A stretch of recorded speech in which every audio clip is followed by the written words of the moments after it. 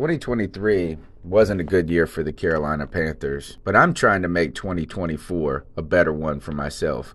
Get started on your resolutions with Factor so you're ready for the new year. Factor's ready-to-eat meal delivery takes the stress out of meal planning and sets you up for success in the new year. Skip the grocery stores, prep work, and cooking fatigue. Instead, get chef-crafted, dietitian-approved meals delivered right to your door.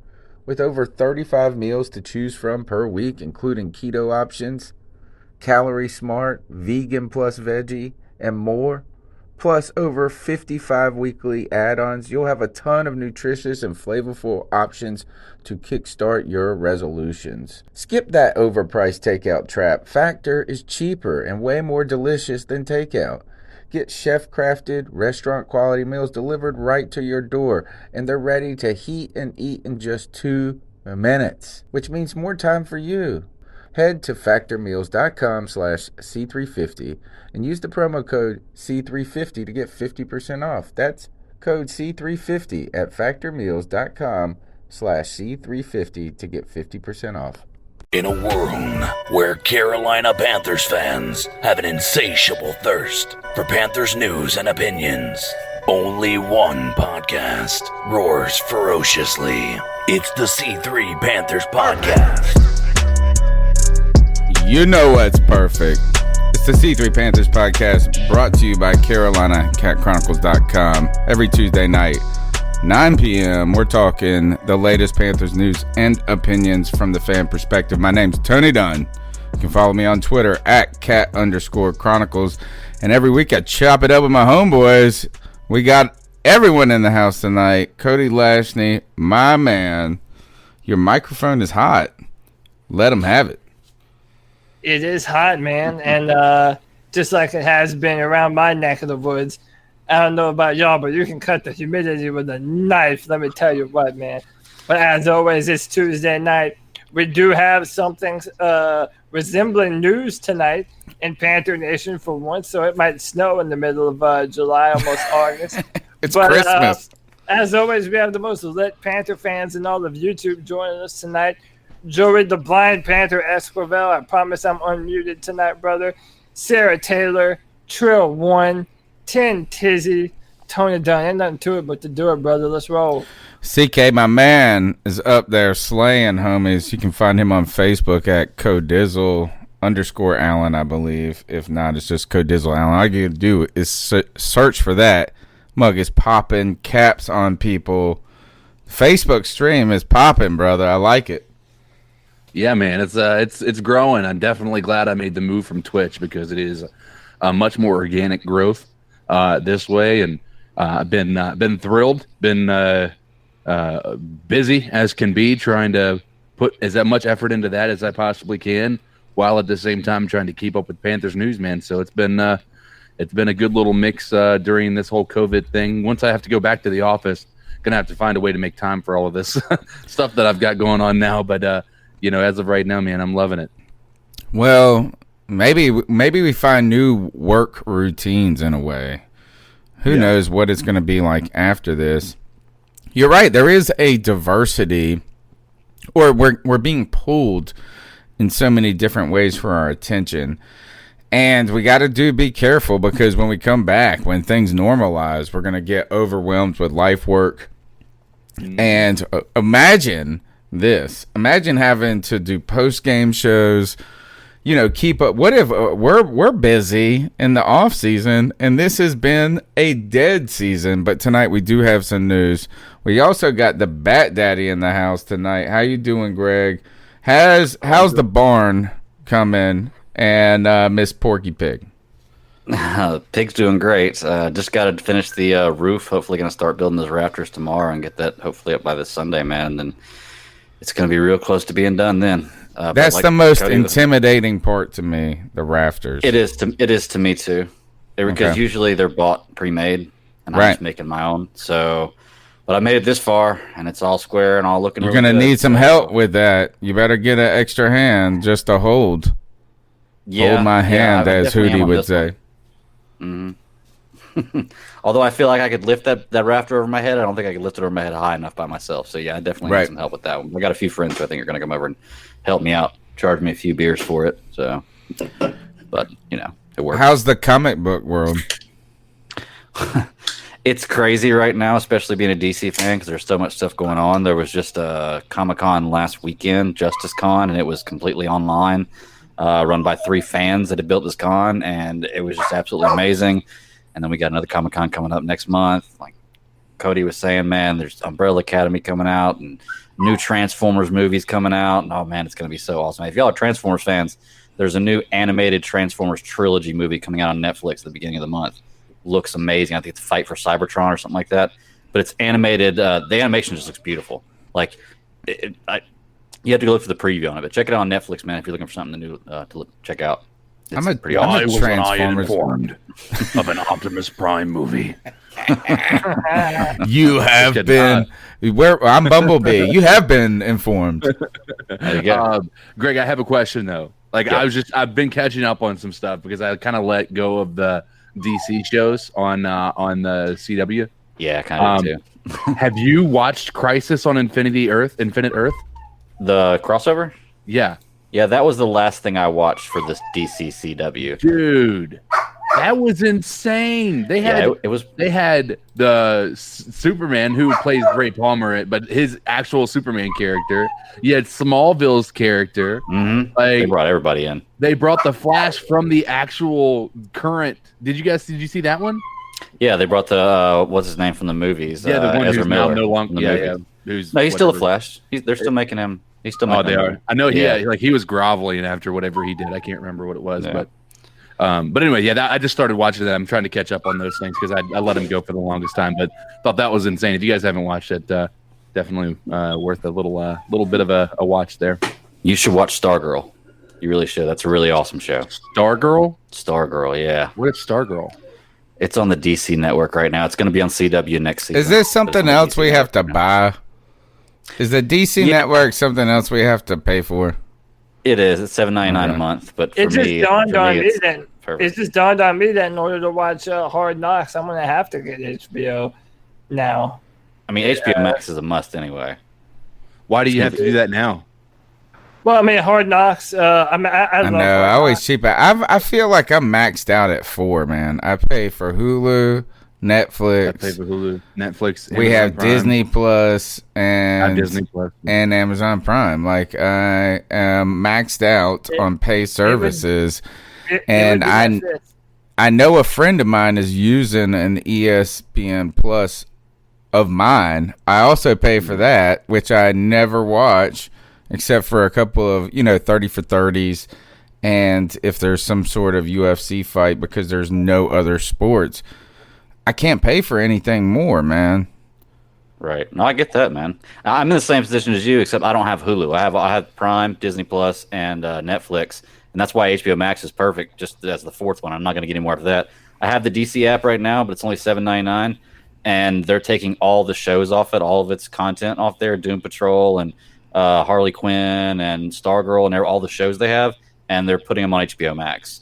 So pretty soon it's going to be basically just an online comic book app, which I'm probably not going to pay $7.99 a month for. Even that's still not a bad deal, $7.99 a month. I agree with Bill. Disney suck. I pay $9.99 just for Mandalorian. I thought the Disney catalog was going to be bigger. When it comes to movies, when it comes to old movies that I like, so I'm sitting there trying to watch something with my kid, and you're going back and looking at it, and it turns out Disney doesn't own as many of the kids' movies as I remember as I thought they did. I thought it was just going to be like this. I own Disney Plus. Any night of the year, I'll be able to say, all right, my kid's like, my daughter, my youngest, she's like, can we watch a movie before bed? Can we watch a movie before bed? Can we watch a movie? It's just like, can I milk 37 more minutes out of your life or out of the night? I said out of my life. That's messed up. But, I'm sitting there going there. I just thought they would have more movies than they do. I didn't. I mean, it's all right. But if you take away all of the, like, I'm tired of the comic book movies. I'm fatigued. After series after series after series after series. I can empathize that a lot of people who aren't not comic book fans growing up probably do look at all these blockbuster movies as like, all right, another superhero jerk fest, right? Whereas us, if you're a comic book fan, like it's honestly kind of crazy that these movies are one, even happening, and number two, that for the most part they're pretty damn good. Yeah, like that was a dream scenario years ago. That's why no one wanted to make superhero movies. Like before Spider-Man jumped off in 2000 and a few other Batmans, like nobody was touching superhero movies or doing them well. That's why Marvel sold them off to Sony and Fox and all these other companies. But little bit more movie talk before we get into football. Universal and AMC Theaters just made a deal where they're going to start the movies that would be going to theaters because of COVID-19. You can now purchase at your home. I think the price is $20 to view it in home. Thank Jesus, the best innovation theaters. So COVID makes the world better in this respect. I would have done this 5 years ago. COVID was the final nail in the movie theater's coffin, huh? But I love going to the movie theater, guys. I know. Really? I mean, it's all right. I love going to the movie theater. And it has less to do with, like, I can have a big screen. I had a projector. I had a great sound system, all of that. But there's just something about going away from your house and being spending $87. Don't forget that. I don't even care. And dude, I'm right there with you, man. I'm the same way with the movies. I just love the idea of the theater, but I'm not gonna lie. You know, I've got a big TV at the house. I can drink a beer for free at the house. You can take a leak when you want to take. I'm gonna buy this and watch it like one full time, or have 8 hours to watch it. It costs like $100 to take my family to the movie theater, bro. Yeah. But here's the thing. Let me ask you, Greg, because you guys remember this time, and I'm sure all of you can remember a time of this. I remember with the first Avengers movie and all the Marvel movies leading up to it, going and waiting in line in this long line, ready to get it. Now I know that sounds like a that sounds fucking amazing. I used to this excitement. If I were just going to be able to say the hype, being able to stay like just that is something that's nostalgic. You don't see it anymore nowadays, to be fair, even when you did go to the movie theaters. But that's something that I will say when you had the ability to say it's going to be out in movie theaters at midnight, like I'm going to be more excited to go out, watch that movie than I am. All right, I'm going to queue up the TV and go ahead and start watching that. You know, that just doesn't seem as exciting to me.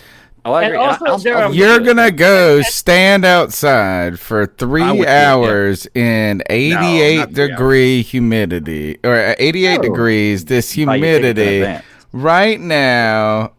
Yeah, no, but so, like, if this is an event, the only reason you should want to go to the movie theater is because you ain't got nothing else to do, number one. Yes.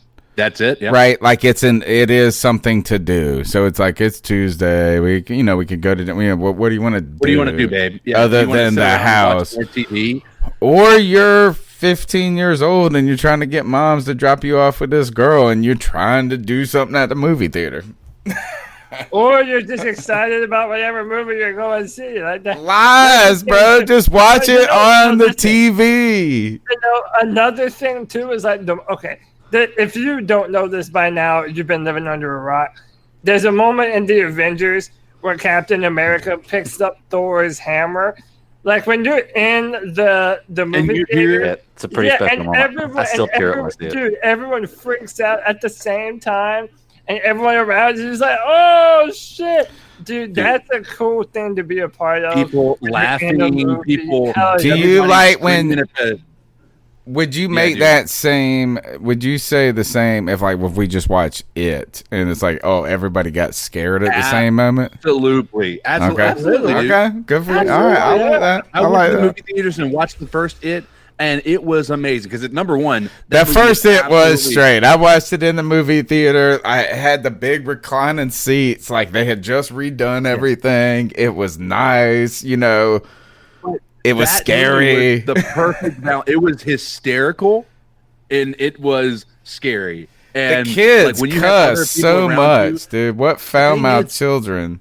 When you have that in that environment, when everybody else is experiencing it at the same time, it heightens those emotions because you're like, that is the reality. If you see people are like just excited about something that's happening because of the Avengers, because Captain America just picked up that hammer and started destroying Thanos, and everybody's just like screaming at the top of their lungs because they just so excited about it. I mean, you're just starting to get these chill bumps, dude. Like, I know it sounds ridiculous, but I mean, this is stuff that I absolutely love about movie theaters, man. I think if they got rid of movie theaters entirely, it would be the biggest disappointment in my life. It would be a disappointment, but then I can play the devil's advocate to this too and say that if I'm able to just buy every movie that I want to see in theaters, dude, I'm going to see way more movies than I do now. Like it took me forever to finally find time to see The Joker, the one with Joaquin Phoenix, and that was incredible. I didn't see that until a few months afterwards until I rented it on YouTube. Yeah. So yeah, I would cook steaks. I would cook steaks and watch movies. Yeah. Rather than sneak in candy and watching our projector outside against the garage. I just don't want. I'm so tired. I feel so mad when I spend $80. I'm just like, we just wanted to see a movie. Who cares? Greg, anyway? here's the difference. Here's the difference with that. You can make that a community thing. Oh, yeah. Right? Yeah. You can have a bunch of people come over and watch the projector outside, and you guys can. It's like a completely different situation. I would love that if I could do that. I mean, it's not something that's too difficult. They don't want you to You're not do going to be able that. to do that for every movie, though. They don't want you to do that. It's good to have the choice to be able to pick and choose whenever you want to do something like that. Yeah. So you want to be able to go to a movie theater, but then at the same time, if you have freedoms that you didn't before, you're going to do it if you want to just have a family night with the movies. I mean, this is similar to Amazon. Just like there's no more brick and mortar stores because Can't pull you're able to buy tubes at the movie online. theater. Yeah, convenience is going to be the death of so big of a part of the American economy. It is what it is. All right, let's get to Panthers news. Panthers Oh yeah, discussion. this is a football podcast. Turns out we just talked about the death of movie theaters and how I'm dying to stream instead. All right, guys. Here. Ooh, I think I have before we do it, let me make sure I got it queued up. Here we go. The news. There is some sort of Panther news. It's not even actually, that's messed up. It's not even Panther news. The first story of tonight's show is ex-Panther Devin Funchess opts out. He signed a 1-year deal with the Green Bay Packers and cites, I like this picture from Pro Football Talk where he throws the peace sign up. But he opts out because he's concerned about the COVID climate. And he put this up on Instagram where he said he's, after much thought, he's going to put and the closeness of the disease to his family and his life, he is opting out for safety. Devin Funchess is not going to play with the Green Bay Packers. Your thoughts? I've got a big opinion on this. Shout out Moneybags Lawson. He said all that damn salad. He ain't got no immune system, bro. He ain't got no protein, dog. He been eating too much Caesar salad, bro. It's a problem, man. I don't know, dude. I hate it because it's so political. I'll just say this, man. If I'm a football player, dude, I get it. You might have infants and shit, and you have to look out for your family. I understand that, dude. But if I'm a football player, dude, there's no way I'm not playing football. Like, that's what you get paid to do for a living, man. Like, I don't know. It just sucks because I understand people are having to make hard decisions. But, man, I don't know, dude. It just seems to me like, more players are going to do it, too. I know Dante Hightower for the Patriots has opted out.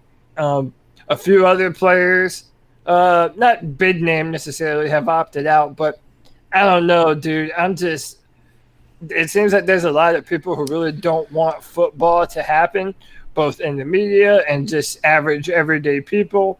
Doesn't make any sense to me. Yeah, it makes no sense, and now it feels like there are players, professional football players, that are jumping in on this, and I just don't understand it, man, and I don't know if I ever will.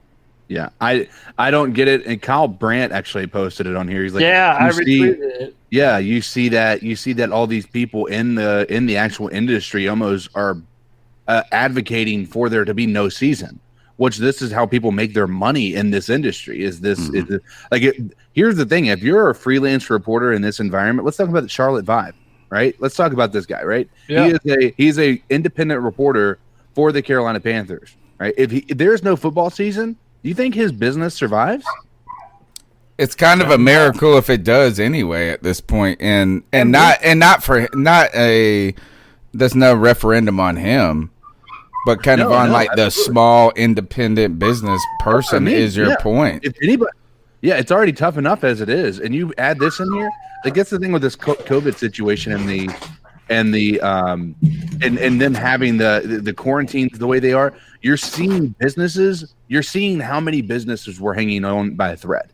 And not just like, we're comfortable. We're not doing great. We're not doing horrible. There's a lot of businesses out there that were hanging on just barely. And if things had continued, they might have been able to continue to stay afloat for 10, 20 years. But this happens. And guess what? All of a sudden, there's no possibility of them coming back. I mean, your family has that Italian restaurant. I'm assuming they've been impacted heavily by this. Oh, gosh, yeah. I mean, and this is my brother-in-law and my little sister's restaurant, Familia, and I retweet and I go there as when I get, and I live in the same town, but you're right, is that like it's going to be a miracle if they do make it out. And I'm not saying that they're doing poorly. I don't know their situation at all, but I know that they're not going, oh, this is the best thing that happened in my business ever. And Moneybags. Other thing is Moneybags lost and said this was probably his last year anyway, which is interesting. I've got a lot to say about that. Go ahead, Cody. But I'm thinking about, a lot of these players that are going to opt out. The NFLPA is going to try and go to bat for them and make sure that they get paid. Well, I don't think they should, man. I'm never normally on the side of the owners, but your average, everyday, middle-class American, when the government forces their job to shut down, they don't have any other options.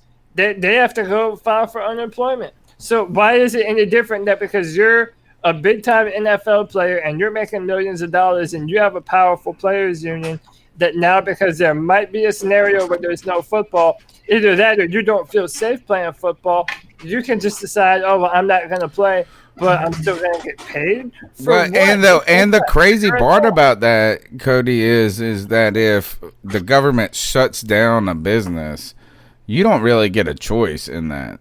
I mean, I won't say you don't really. You don't get a choice. So if you're just someone who is forced on the unemployment, this is a business that is operating. And you have refused to, like, what if my job told me these are the conditions? You got to come to work. You got to wear a mask. You got to do this. And I hate wearing a mask, dude. I'm telling you. And this is not, I don't want to mask debate with y'all.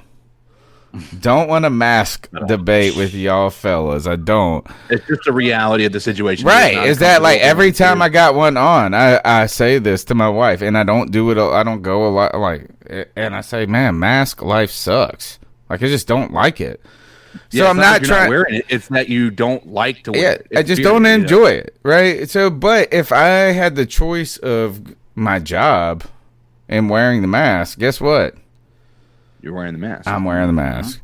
So I agree with you on that. And then when it comes to the players union, this and that is I think it's different than unemployment and opting. You've chosen, right? Mm-hmm. But the other thing that is so bizarre to this, and this is where my opinions come in so strong when it comes to Devin Funchess. We have a long history with Devin Funchess on this show. And so just to give you a background on who Devin Funchess is, he comes out of college, a very raw receiver, right? Just raw, just kind of physical. He's a big specimen. He can run pretty fast and this and that. He had one good season, one okay season where he had a giant first game of the season when he played App State and he had like these crazy numbers and some different things. But he came in and he was like 19. He was so young. He was 19 or 20, it felt like. It was just like, when you looked at his age, it was like, how did you go to college? How did you do this? And for 2 years, I didn't even understand it. But we put a lot on his plate. Don't worry. That's coming back around here. I figured Layers on that joke. We did put a lot on his plate, but then it didn't come out. It didn't turn out spectacular here in Carolina, right? No, right. So he goes to Indy. He gets a actually friendly contract for him, where he signs $10 million guaranteed with a $7 million in incentives. I think, right? You remember it. And then Indy isn't where they're supposed to be. So now you have this. No, he got hurt. He played one game. That's right. He was out for the season. And which was a recurring theme here in Carolina. We wanted Devin Funchess to be successful. I think all of us liked him outside of his college reference. And so, but he went there, and the injuries continued to happen. And so, continue. So you have this backstory where there's some success, but never living up to the potential. Kelvin Benjamin went away. He got better at the end of the year, but then he goes to Indy. He has these problems. Now he's kind of in the dog days of his career, ready to prove it all wrong, ready to tell us that he's tough. He's got what it takes to be the guy that we wanted him to be. He's now in Green Bay, where, what do they say? Aaron Rodgers. No offensive weapons. Nobody ever gives Aaron Rodgers any help, this and that. He's going with a quarterback that can play, and then he quits. And what I would say is this. He had a choice. He had a choice between the Funchess we thought he was and the Funchess we thought he could be. And this choice was kind of like this. Tony, enough of all this going back and forth and all this other stuff. Y'all need to go ahead and pick the house salad, because it's going to be the best for everybody. You never know if somebody like all the Parmesan cheese and all the other extra croutons and stuff like that. So you got to go with the house salad. The house is for everybody. Devin Funchess had the choice between a house salad and a Caesar salad, and he told Tony Dunn, we'll go one more time with it. See if it'll work. If I go back, I got to do this. Here's Devin Funchess on the choice between house and Caesar. Tony, enough of all this going back and forth and all this other stuff. Y'all need to go ahead and pick the house salad, because it's going to be the best for everybody. You never know if somebody like all the Parmesan cheese and all the other extra croutons and stuff like that. So you got to go with the house salad. The house is for everybody. Would Aaron Rodgers like croutons? I don't know if you like all that Parmesan cheese and whatnot. I wanted to say, though, about this situation, it is so funny because, like, the reason why he's not playing is because of risk of COVID, right? He wants to keep his health and his family's health and everything else, right? I understand the family aspect of that. I get that to a certain extent, but he plays football, right? Like, isn't that what you do for a living?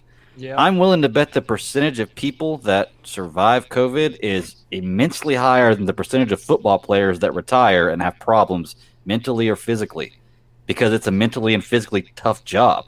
So I don't understand the health aspect of it, because I feel like it's probably less healthy to play football than it is to get a case of COVID-19 right now, in my personal opinion, for your overall health. Is this a Is this a convenient way to use this as, like, to say, you know what? I cashed in 20 mil. Right. So I'm good. I wasn't that great anyway. I'm about to go chill. I have a conspiracy theory, but Cody, you go ahead. Well, a lot of people, including myself, are roasting him. It's like, nah, Devin, you probably wouldn't catch COVID. It's like you normally don't catch anything else, bro. I swear, I'll never forgive that playoff game in New Orleans where he just did not go for that ball, man. Or the game when he went home. Do you remember when he went to we went to his house? To the Lions, and he dropped like 15. Yes, he was like something insane about. He had an incredible game. He had an incredible game the year before in Detroit. And they brought his whole family. They brought like his whole clan with him. They made a story on Panthers.com and all of this. And then my man dropped every pass. It was like everything. He couldn't catch anything. No. You know what I think it is? I don't think my man really loves football. Remember in All or Nothing, he was having and that's okay, right? Everybody goes through personal issues, but I also kind of think, hey, maybe I'm the wrong person to call his character into question, but I'm just thinking maybe this is an opportunity for him to say, well, I was only going to be doing 1 more year deals here and there, bouncing around.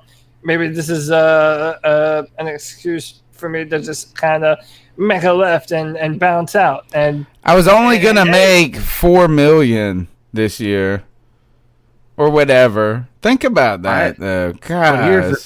Here's the thing, and here's where my conspiracy theory comes in. Maybe conspiracy theory is a little bit, tin hat, but your theory. My theory with this situation, he had an opportunity to come in to play with one of the greatest quarterbacks of all time, and if you couldn't be successful in this environment, then you're not going to be successful anywhere. Nobody's going to sign you, nothing. But this is your shot, right? And if you don't do well this year, you're not getting signed, and they need you. But if you did do well, guess what? You have an incredible opportunity. Well, now that he's opted out, guess what? His opportunity's gone. I don't think he might get opportunity somewhere else. Possibly, he, maybe even Panthers sign him. I don't know, but you never know with the way Rule handles people. But my question is it a knock on Devin Funchess, or is it how Devin Funchess feels about Aaron Rodgers after actually having met him with him? No, listen. Think about it. Devin Funchess has always been under fun quarterbacks, right? You've had Andrew Luck. You've had Cam Newton. You've had Jacoby Brissett. Guys who are not going to be sitting there just like pounding the desk because you made a wrong turn in your route. Or because you dropped 7 passes in a game. Imagine how furious he would be. Aaron Rodgers will destroy you, like publicly, if you're that bad of a receiver. Maybe he got into that environment. He ran a few drills with Aaron Rodgers, saw the type of leader that Aaron Rodgers was, and said, yeah, I'm not going to be successful in this environment, and I cannot crap the bed here. If I crap the bed here, I'm not getting signed anywhere else. And he deserves to go away. Yeah, I think that. I'm with you. If you're Devin Funchess, no one has ever mentioned him as a top 50 receiver. No. Let alone a top 10 or whatever. A top 200 receiver, homie. Now you have Aaron. Listen, regardless of whatever you think about Aaron Rodgers, it's Aaron fucking Rodgers, bro. Yeah, exactly. You have a chance to go out and make a name for yourself. The Packers never have a true number 1 receiver threat on that roster. They never do. And even Packer fans, which, by the way, this should tell you about their organization, Packer fans were like, oh, man, we really think Devin Funchess is going to make a big difference in our offense. Yeah. You had Packer fans depending on you and a chance to revitalize your career. Dude, I respect you for doing your health and safety thing, but I just don't understand it, man. To me, that's not a dog. And I saw that same person. Well, he just, it's his current life. New Orleans cower under the pressure, and I think he's doing the same shit. Well, in the other way is you could say, imagine if you were rich. Right? Imagine if you just were rich. Like, if you gave me 10 mil and I just was sitting on it, like, yeah, I would be all right just chilling. Like, all right, like, that's fine. But I do agree with you is that you had an opportunity with Aaron Rodgers, but you settled for, the house salad. Tony. Yeah. Enough of all of this going back and forth and all this other stuff. Y'all need to Tony, go ahead and pick the house salad because it's going to be the best for everybody. So, next, you're listening to C3 Panthers podcast, and the number's 252-228-5098. I don't even think we had any calls tonight. I'll check one more time just to see. Tony, we do have some good news. Not good news. Every time you say something negative about Curtis Samuel, I'm going to be like, Tony, quit talking about all this and all that. Yeah. No more of this going back and forth. Yeah, no more of this back and forth, Tony. So No actually, speaking of Curtis Samuel, it's not Josh. Is it Josh Norris? No, it's Matt Harmon. And that name sounds like somebody who's been in movies, by the way. But he used to be. He was a WFNZ helper like 15 years ago. He went to NFL Network. He was starting to do stuff right when we were popping off, starting the podcast. We've never been popping off. But he does this thing called reception perception, and it's gained a lot of traction. He works for NFL Network now doing fantasy stuff or ESPN. I can't remember which one. And he put out this list of like all of this basically guaranteed 1,000-yard receivers. And Curtis Samuel was on the list, and it was like, I know you guys haven't heard of this dude, but if you apply this formula, he should be guaranteed to get 1,000. Yeah, he's very analytic in it. So basically, he's from North Carolina, so he has a North Carolina bias. Like, what I mean by that is he knows Curtis Samuel a little bit more than someone who was from San Diego. But he's applying analytics, and his analytics love Curtis Samuel like you do. Yeah, do you realize that analytics is just based on having a competent quarterback? Like literally when Teddy Bridgewater gets assumed to be a competent quarterback, it's reasonable to assume that Curtis Samuel is going to have much better numbers than he did. And yeah, that's not far off base, man. We don't have to keep rehashing the same argument. A hurt Cam Newton for 2 years in a row, and he had heart issues. Then he had Kyle Allen throwing him the football, only going to DJ Moore and Christian McCaffrey on every single one of his reads. So, yeah, man, Curtis Samuel is a route runner. Route runners thrive because they know how to get open. So whenever you have a player like a Drew Brees that are just on time and technical, it benefits those separators. So, I don't know if Teddy Bridgewater is going to be able to take advantage of Curtis down the field, like I'm really hoping. I mean, I'm not saying that he won't be able to, but, I mean, Curtis Samuel is really going to be a weapon once we realize how to utilize him over the top, similar to how we did with Teddy Gann when he was here. He's also got to stay healthy.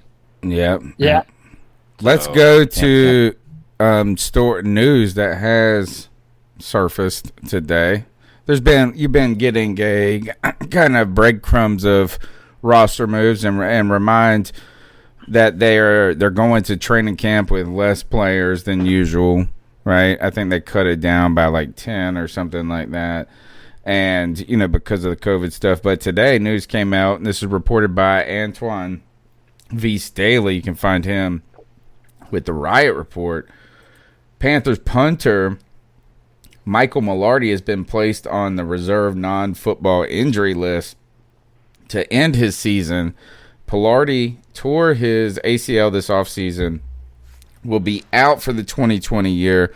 This is again more COVID news, folks.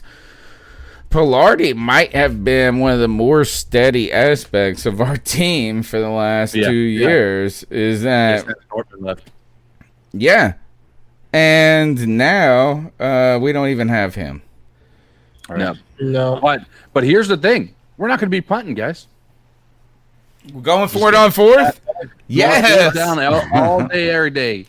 I like that. The analytics tell us that.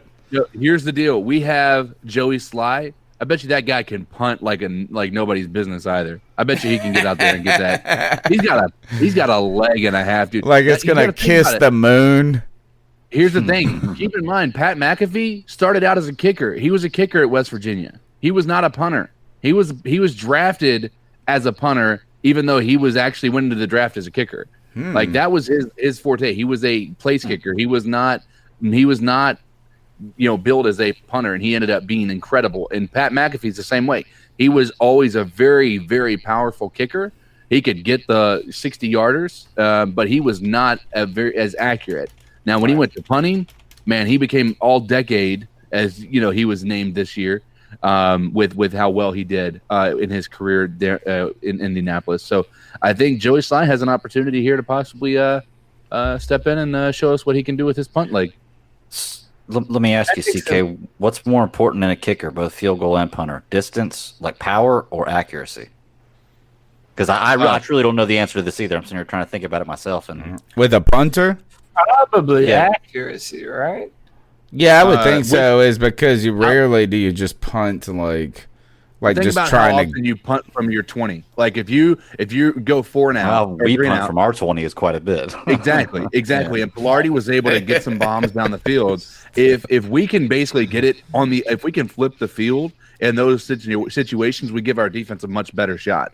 I think that's one of the issues we had last year. I'm not saying our defense wasn't god awful; it was, but our offense did not do much to help them. And with field position, it made it a lot easier for them to just get destroyed. You're not like looking at Palardy going, he's such a shitty punter.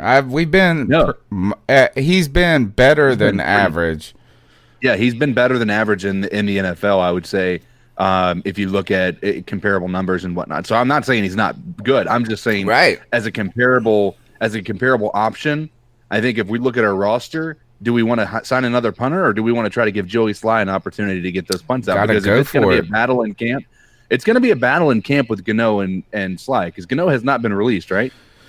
They did say they picked up some random person. No, Gano's still there. Sly's still there. And so you're saying you want to have Sly punt and Gano do field goals? It depends upon if Gano can win the kicker job. I think that Sly has a very good opportunity here to make sure he has a spot on this roster.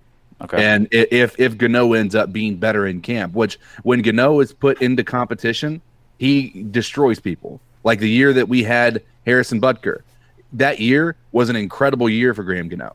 He may have had some bad kicks, certainly, as every kicker in the NFL does. But when he had a competition, he showed up and he actually was he excelled. Similar to other people on the team, when they would have competition, you'd see them show up. Mm-hmm. I think we're in a similar situation. Hopefully, we can find out. But I don't know. I'm just throwing that as an option because I know how Pat McAfee's history went. I mean, also let's just say that we don't feel confident about either of them. No, I mean we've seen them both miss a lot. Man. I mean, if what you say is true about how a lot of times those big power kickers translate better as punters. Yeah, dude, let Joey Sly try and be a punter, man. Yeah. I mean, he was hitting 70-yarders in practice. So, I don't know. I think that Joey Sly is better from a distance, so from longer yardage, but I think up close he was not as good. Yeah, right. He wasn't as good, but whereas Gano, he was a little bit better from the 50-yard line and out. So, I think that competition does make everyone around them better, but it's just you don't realize how important these positions are until you don't have them. Yeah, exactly. And how embarrassing it is when you're someone like the Bears or Tampa Bay, and you have these famous moments that are ruined by a field goal kicker. I mean, come on, it's a problem. So I'm not. Or the Browns or the Bills or any of those guys. Yeah, it's important stuff. It's important, and I kind of feel like we haven't had a good answer at that position for a while now. Like we just talk about how dumb it is that we had Harrison Butker on contract and just let him go for nothing. We really, and we'd love to be a fly on the wall for that moment to just tell us this is what made them go with Gano at the over end. Butker? And I think it was all when Dave Gettleman got fired. It was all at the last second. Remember, Dave Gettleman gets fired the day before training camp starts. Yep. Then Hurney takes over. But Butker kind of stinks it up to begin, and then is just slaying it. And it felt like kind of clear, particularly coming off of a poor season by Gano the previous year. I feel like it was poor that year. And then that year he battled it out with Butker. He was very good. He had a career year. He had a career year that entire year. You know, so what in that year in a what funnel, happened? Like in a tunnel, like if you're just staring there, Gano had a great year. Like it was one of the better years. I'm pretty sure it was the 2017 year, if I'm not mistaken. And that when Butker man was drafted. God, I hate him. But you know, and so the problem is that now as you look back, injuries and health and all of this stuff, Herrick, don't get me wrong, Butker isn't bad, but Butker has not been like in the top 3 of kickers in the NFL or anything like that. So we didn't like let someone look it up. Stat Daddy, look it up because he might be. I was going to say I think he might be, but let me double check that. He's good, but he is like I remember looking at something over the year that was like he's not like he wasn't right like just a perennial All Pro. He's not going to be a Pro Bowl kicker every year. That 2017 year when Gano was having the all without get out year, so was Butker as a rookie. And I think he has kind of plateaued, maybe. Yeah. Since he started out very good. Butker did. Right. He started. That's what I mean. Is Butker was leg for leg while we were watching Gano kick 63-yarders. We could have just turned the TV to the other channel, and Butker missed 1 field goal that year. You know, I mean, it was crazy. He was fantastic his rookie year. He's the number 2 ranked kicker behind Justin Tucker. Is he now? Yeah. My God. Yeah, he's got 89.72% for the last 3 years. 89 or almost 90% completion percentage. The only person higher than that is Justin Tucker. Yeah, that's the last 3 years. Panthers shit ever. I'm interested to see Matt Rule's Matt Rule's supposed to fix that, right? Yep. That's a pick right there that would have gone the other way. That was the Marty Herndon decision, wasn't it? We don't know. That's what I mean. Could we be a fly on the wall? What happened? Dave Gettleman gets fired the day before. He drafts Harrison Butker that year, right? So it's not like he was anti-Harrison Butker because he drafted him. Right. He then said that the kicking competition was going to be open. Gano's coming off a shitty year, right? And Gano didn't even look great in camp. You know, like none of and it was, and then all of a sudden Dave Gettleman's fired, and Marty Herndon comes in and gives Gano an extension, and lets Butker go, and he goes on to with the Chiefs that year and kicks ass. I think that's how I remember it anyway. I don't remember it as well as you, but it sounds right. It does. Hey, I want to do some housekeeping real quick. And we got some big shout outs in the chat room. I've been dying to get to. Super chats from Grayson McCannon, man. Thank you for the $9.99. He says, who do you all see being the surprise draft pick that balls out other than the first 3 draft picks? I'm dying for more Panthers news. Also, LOL, Devin Funchess did the Packers a favor by opting out. And then shout out to our boy Nick Montiero. Thanks, guys. Thanks for having the podcast up Wednesday morning. Keep pounding. Yeah, man. So also I wanted to break a little bit of news too that just happened. The Chargers and defensive end Joey Bosa just reached a 5-year, $135 million extension that ties him to LA for the next 6 years. So he's the new highest paid defensive player in the NFL.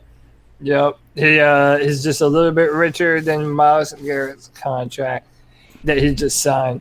But that's a good question from our guy Grayson. What picks do we think are going to stand out? Mine's simple. Bravion Roy, I think is his name. He's a nose tackle out of Baylor. I think he's one of those guys that, he's undersized, but he kind of pops off film. He's a technique player. He's strong in the middle. I can see him getting some meaningful reps and kind of replacing that Kyle Love body that we had on the roster. So that'd probably be it for me. Well, I'm looking at him right now. Other than the top 3, I'm not as familiar with any of the other picks that we had. We got Troy Pride from they were all defensive picks. Yeah. Safety. Yeah, Bravion Roy, defensive tackle from Baylor. And Stanley Thomas Oliver, cornerback from FIU. Since I don't really know a lot about him, I'd say the one I'd want would be Troy Pride. I want a lockdown cornerback, top of the NFL, top 3 cornerback on our team, man. That is such a great asset to have. It makes it difficult for every quarterback having to worry about that cornerback. So if there's anybody that of those, not the top 3 that I would want, it'd be Troy Pride. So I want a good cornerback badly, man. I'm starting to think this is that I don't think anyone outside of a top 3 is going to be great. And not because of them specifically, as I usually just say, all right, you're not top 3. So anything, if you are great, that is the most awesome story I've ever heard in my life. Right? Like, I want them to be great, but I don't have those expectations. Right now, though, for me, my interest is turning towards undrafted free agents, free agent acquisitions on the offense. We picked all defensive players. We need them. We need like 70% of those defensive players to make the roster to contribute long term. But now there's problems right here. We were thinking about Michael Palardy being out for the season with a torn ACL. WFNZ's Jason Huber, can't read it from here, my eyes are bad. Greg Little will start the season on the PUP list, guys. Man. What? Yeah, you Brutal. Yeah. Now, what's the first thing that comes to mind is Michael Orr. Please carry the conversation. I got to refill my beer. So Greg Little, is it a concussion this time again? No, it's not a concussion. It just said on the PUP list. I didn't see why. I think it was a knee injury or an ankle injury. Which is never good. I can pull it up. Are we certain that it's injury related? Because PUP could be not passing the physical, right? So no, now if it's not COVID, because they're listing if it's a COVID related PUP list here or not. But okay. No, I don't know. I think it was an ankle injury. Dude, this does not bode well. No. Little was supposed to be in conversation at either a guard position or right tackle position. Yeah.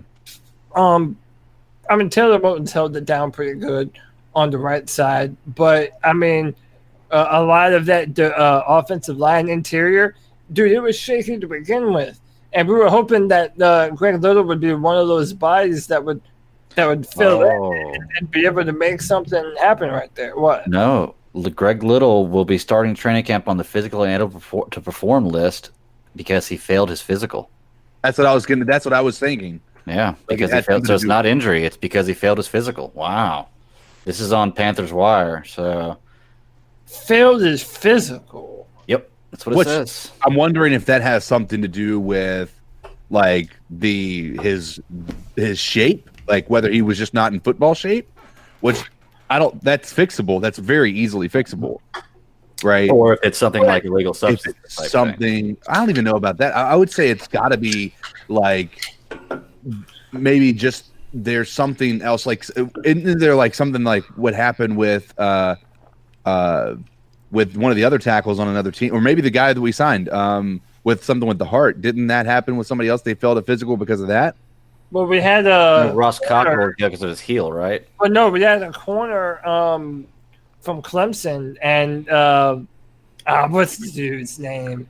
He's actually good and balling out now, but he flipped over on a four-wheeler and cut his foot, and that was the reason why we didn't sign him. I forget the guy. I think Rashad Breeland. Yeah, it was Rashad. That was his foot. Yeah, he got hit with a golf ball on his toe in the Caribbean or something like this. Tin Tizzy says these dudes need to look at the chat room. Michael Jones says Greg Little knee. Nope, it's not a knee. Physically, he failed the physical. That's what it says.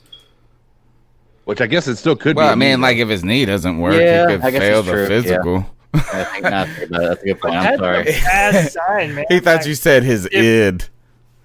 My bad. Yeah, Michael Jones is right, and that's what I thought it was too. The original post said it was his knee, and that's what I had read too, that it was his knee.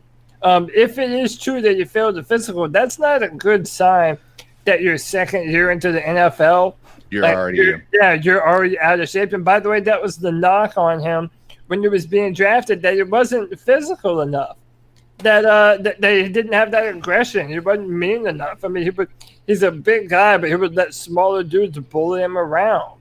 No, don't say this. Demetrius Miller says little is done, in my opinion. Don't say these things.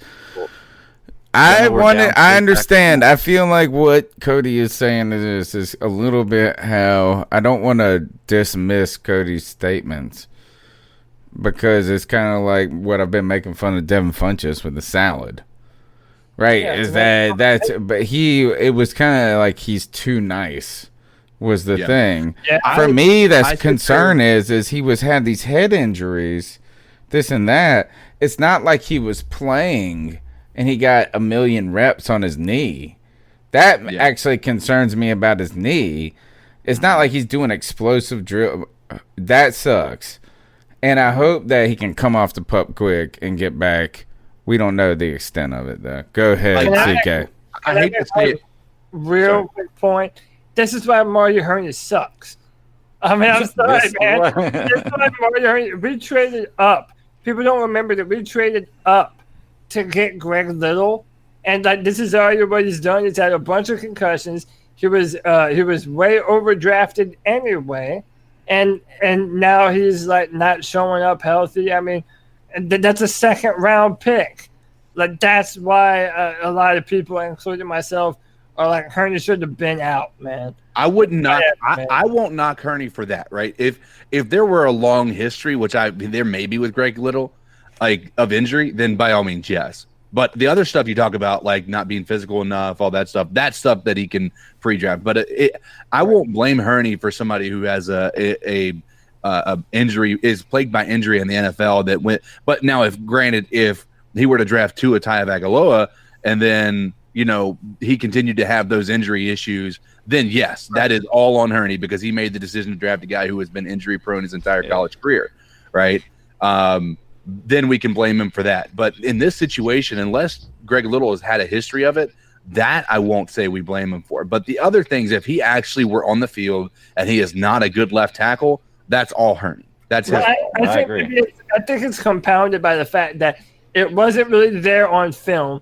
He was overdrafted, and now he's having all these injuries and things. That it's compounding the fact that it was, and it's looking like it still is, a bad pick. Yeah. He has time to right that ship. I mean, we don't know how long this is going to be for. Maybe he'll come back. I don't know. But if you're Teddy Bridgewater, this is not good news for you. No, not at all. Tell me this though. Does that, like, and this is what I wanted to make a point of earlier. I wanted Greg Little to be successful in this, and he has an opportunity. Yeah, I think y'all are being a little hard on him. Yeah, he can absolutely come back in a matter of, like, what is this? I mean, this is not necessarily he has to miss games either, right? Like, this is just saying, like, what are the rules of the pup? I'll look up what the pup rules are. Like, because it's like 6 weeks, or who knows when it is. It's not as bad as you would think. Yeah, it doesn't mean he's done. Yeah, physically unable to perform, I feel like, is just to wait for them to be able to maybe fill his roster spot until he's healthy, you know. But no, the part of this, if it has something to do with his not being in football shape, not being able to pass the physical for that reason, then I imagine Greg Little as being the type of person that's sitting there eating a pizza and says, I can stop and eat something healthy and then go work out, or I can continue to play these video games and drink this entire bottle of Mountain Dew. You don't know that. Hey, let me ask you something. It's an offensive lineman. It's not very far-fetched. No, absolutely not. Well, let me ask you real quick, because I'm kind of on CK's side with this one, where I don't necessarily blame him because of the injuries in the professional career, because you can't really see that coming if they don't have the history of it. But we're always screaming. This is when we still had Cam Newton as quarterback. We're always screaming for Cam Newton, for us to protect Cam Newton, for us to protect Cam Newton. I'm looking at the first round. One offensive tackle went in the first round. Excuse me, 2, 3. One went 22nd, one went 23rd. we would have had to have passed up on Brian Burns to draft one of those offensive tackles, and the offensive tackles were Jonah Williams, which is pretty good, Andre Dillard, and Titus Howard, Texans, Eagles, and the Bengals. I'll just be honest with you. Brian Burns about to blow up. I would not. Exactly. I'd much rather have Brian Burns in the situation. So realistically, he made a good decision drafting Little. That was the best option, I think, in the second round. We're always screaming for him to get protection for Cam. He made a move to get protection for Cam for a guy that looked like he was going to be pretty good and just became injury prone. So I can't blame that on Ernie. But it's also knowing that we could have had Cody Ford, who was drafted, who I had ranked really high. He went to the Bills, and he's like a starting right tackle for them now, and he's been badass. You know, it's like. Didn't he get drafted before Little though? No, he got drafted right after Little, 38th. Yeah, that's another thing. You could have stayed right where we were. We were just a few spots back, and landed one or the other. And then not only that, you traded up for him instead of Cody Ford, who's been very successful. I don't know, man. And Cody Ford had better tape coming out of college. So, I mean, listen. Long story short is, we still have our eternal optimist in the chat room, Panthers guy, FSU. I feel like I'm with him a little bit when it comes to his Little tape. Okung, Schofield, Paradis, Miller, Moten is the starting O-line. I'm all right with that. I'm with him, and I do want to point this out. He said he went back, and Panthers guy to FSU 23 said Little is practically a first-round pick on the offensive line. Can't be done. Gotta pray. This comment means a lot. First is that we usually don't see eye to eye a lot, Panthers guy and FSU. And I know you coming at me a little bit, just we poking fun. Right. But I do agree with this. One is that to perceive Little as injury prone after basically one season is a little much. Right. I don't think that he was. I think he was going to start. Like, he's saying that Little wasn't going to start this year. I think he was going to start. He was going to be pretty good. He was pretty good. We threw him into the fire, and he was about as good as everybody else. I want to throw some shade at Tim Tizzy, who's saying that dang Dennis Daly, Dennis Daly's getting a lot of love in the chat room right now. My man could not play no left tackle for no prolonged period, bro. That mug, man. He played one game. He was like, thank Jesus, because we had Matt Khalil before you. So, but not the long-term answer on that. The chat room's crushing it right now when it comes to this. And also, Matt knows nothing. Nothing says Little will be fine. He's working too hard in the offseason. Working too hard. That's Greg Little. That's Greg Little. Guys, don't. Yeah, that's Greg Little. Yeah. Too hard of a worker. But how do we know that? Like, how do we know? I mean, were you following his social media accounts? Do you know he was just working too hard? Like, right. Who knows? Oh, good point. No, I'm hoping so. I'm hoping that's the thing. I really hope that this guy. I mean, when he had his press conference, I think we all agreed, like, we really want him to do well. Like, he's got this likable appeal to him, to where you're just like, man, if this guy does well, like, man, it's gonna be awesome. Like, he deserves. Like, he's not like this gung ho, like, rah rah type of guy, but like, you were like really hoping, like, especially when he said, let's let me come protect you, Cam, or whatever, like something like that. He said that, and I think he made all of us just like, all right, cool, let's see this happen. And then that concussion happened, and then Cam's not here anymore. So sorry to bring that up, guys. Yeah, it's. I don't know. I mean, I look at that lineup: Okung, Schofield, Paradis. Who's Miller? Who am I missing? Who is Miller? Dimitri.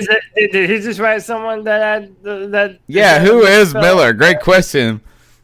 No, Dennis. I'm assuming they're mentioning Dennis Daly. I mean, listen, we're not going to put Dennis Daly at tackle. Dennis Daly has to be. Watch it be somebody great. Actually, it has Dennis Daly listed at maybe tackle. It's Demetrius Miller. Yeah, never mind, you're right. Sorry. Maybe it's Demetrius Miller who says Cody agreeing with anything FSU says. That's something new. It's funny. It's funny because I don't really agree with him. Like, I agree with him for a second. I agree, but I disagree with him 98.9% of the time. No, absolutely not, Bill. I don't understand. Like, okay, it's one thing if you're trying to be optimistic, but all of those guys, with the exception, in my opinion, of Taylor Moton, have a lot to prove. Even Russell Okung had a blood clot. He has to come back and stay healthy for a season. We were all excited about Matt Paradis. In fact, when we signed Matt Paradis, we were like, that was the best signing that we made in that offseason. He'll be better this year than he was last year. He fucking better be, bro. He was bad last year. I said the same thing about Matt Khalil, though. If you think about it, Matt Khalil's story was kind of had some decent pedigree, had the numbers coming off an injury, and then that first year you're like, oh, he didn't do as well as we wanted him to do because of injury, and you're hoping that he's going to get better. That's where we're at with Paradis. Is like, oh, it's still that lingering. We need him to get better and more get chemistry, but it could totally not be that way as well. Yeah, but the reality of the situation is, like, Paradis has had a good career, right, up to this point. There's a reason that the Vikings did not sign Matt Khalil back. Yeah, he only had a rookie year. He only had 1 year. That was it. That was it. And Matt Paradis had a decent career up until the point where he got hurt. And that's where we're dealing with it. So I don't think it's fair to write him off yet, because I still believe that when you have a bad offensive line as we had, at least from the run game or from the pass protection, there's only so much that the center can do to try to cover those holes up. And when he's having to, and I watched a lot of the reports on him, and they're like, he's not doing that. Like, there are certain things that he's certainly could improve on. Over leveraging himself, where somebody can use that against him and get past him. He falls on the ground, and all of a sudden, yes, that's something. But one of the things was, like, there's other people missing their assignments. So now all of a sudden he has 3 guys running at him and he has to choose. And so now all of a sudden he's being blamed because 3 people are running past him because he's having to choose between these 3 guys. They definitely play off of each other. The center, the guard, the tackles. I mean, if one guy misses a block, then, that's a wrap for the play. It can be really bad. But by the money bags, Lawson says Miller is the guy at Walmart. I feel like he's the dude at Walmart. I went to Walmart with my wife, and there's a guy. He was the nicest dude. He was under a little table and umbrella. He worked for them, and it was like, if you didn't bring your own mask, he was going to give you, I think, a free one, I assume. But he's like, hello, y'all. Hello, y'all. Good day, y'all. Good day. Like, that's who he's talking about. That dude under the umbrella. Joey said that Paradis better be better than he was last year for the money we paid him. We didn't pay him much, like, in comparison to other people. Well, he does. He does hold a significant amount on our cap, like, percentage wise. Vastly underperformed. He's like 11 million player. I feel like he's about to be 11 million player. Yeah, it's not even up for debate. I mean, so. Yeah, you are right, CK. The offensive line plays off of one another. And we had a lot of turnaround, a lot of backups playing. And overall, that's just terrible for your offensive line chemistry. But at the same time, then there were also those plays where Homie was just straight up bull rushed into oblivion. Yeah. And he just couldn't do anything about it. So everyone's going to have to play better, man. And I think we're Panthers guy FSU said John Miller is taking Trey Turner's spot. Which, if that's true, dude, that's a bad sign. And I think we're gonna. This guy from Walmart is a beast. Yeah, Walmart dude is the truth. But I don't know. I think we're gonna end up missing Trey Turner a lot too. I think we're going to end up. I don't know, man. I felt like we were living on Trey Turner's name for a minute. Like, I liked him a lot. I did. Like, it was one of those picks. So if you go back, and we went through all the Dave Gettleman drafts, which we're not doing tonight, folks. Don't worry. This is the first time in a year and a half we haven't had any calls, by the way. with that, to put that into perspective too, did you guys see who was drafted by Dave Gettleman to the Panthers? Who's not on our team anymore, but opted out of the season this year? Outside of Devin Funchess. Oh no, there's another one. Star Latulele. He opted out. Yep, he opted out for the season, dude. Fuck! If the Bills I list earlier, yep, for the Bills, dude. And dude, they are going fucking nuts, Holmes. He's very important to them. How about did y'all hear about DeAndre Baker, the cornerback from Georgia that was drafted? Robbery, man. The Giants, yeah, robbery and I think like attempted murder. We talked about this weeks ago. No, that wasn't DeAndre Baker though, was it? Yeah. Remember they robbed their own party? They were at a party and they peeled off with people on the field in their. So, yeah. So didn't they try to claim that they that it wasn't them? They were trying to stop it. Or something like that. I was trying to stop it when I said put your wallet in my bag. No, yeah, and then the people who they like had some stories that were recanted by some witnesses and some things, so people said that they paid them off. But yeah, they're out of it. These guys got on they're on the Greg Hardy list, is what I call it. The commissioner's non-exempt list. Yeah. Matt knows nothing. He knows nothing, bro. Sorry, I don't want to call you out too much. He said Star had a heart condition, so I understand. That's to my understanding. It wasn't a heart condition. He had some sort of viral cold that week or whatever that made his raise questions. Like he had basically COVID in 2011.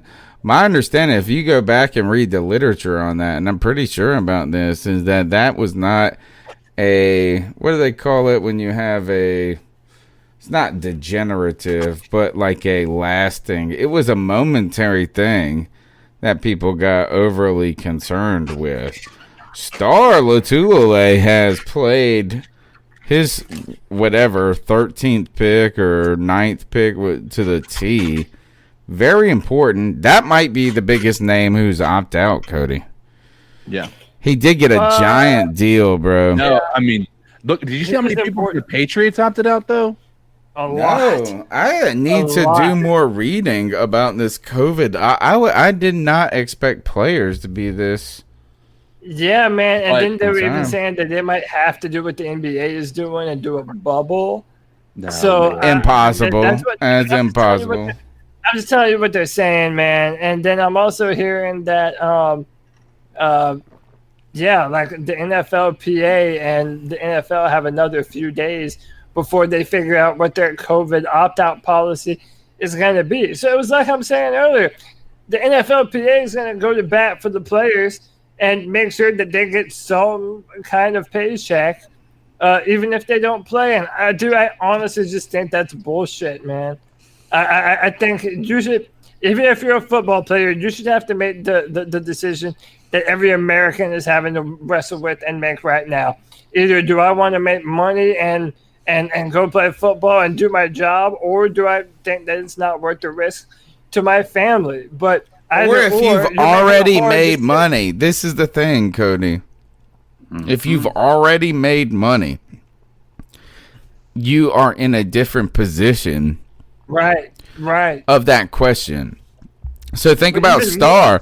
Star signed his big deal with the Bills 3 years ago. Yeah, he's going to get all of this. He's going to get retired, whatever. And they spread it out. He's $30 million richer. It's so much different answering that question about, do I love the game, this and that. If I had $30 million, it's hard for me to go to work, and I like what I do. I love what I do. You know what I'm saying? I don't get paid what these guys get paid. But if I didn't have to go to work tomorrow, guess what I probably wouldn't do? Not gonna work. Yeah. I mean, I would probably not go to work. Is that no matter how much you love it? So if it's so wild when these mugs are just got businesses going, there's nothing going to hurt them by saying, you know what, I'm done. It's almost like an easy out. My knees were bugging me. Not an easy out, but it takes some of the pressure off of your, I wanted to be great. I wanted to prove myself an athlete, this or that. If you're on the bubble of retiring, do it.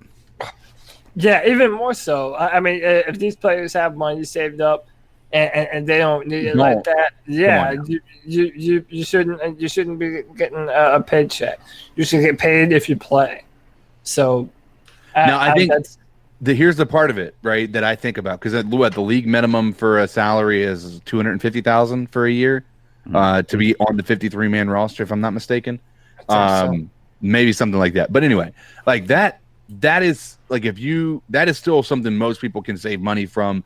Outside of that, here's the reality of the situation.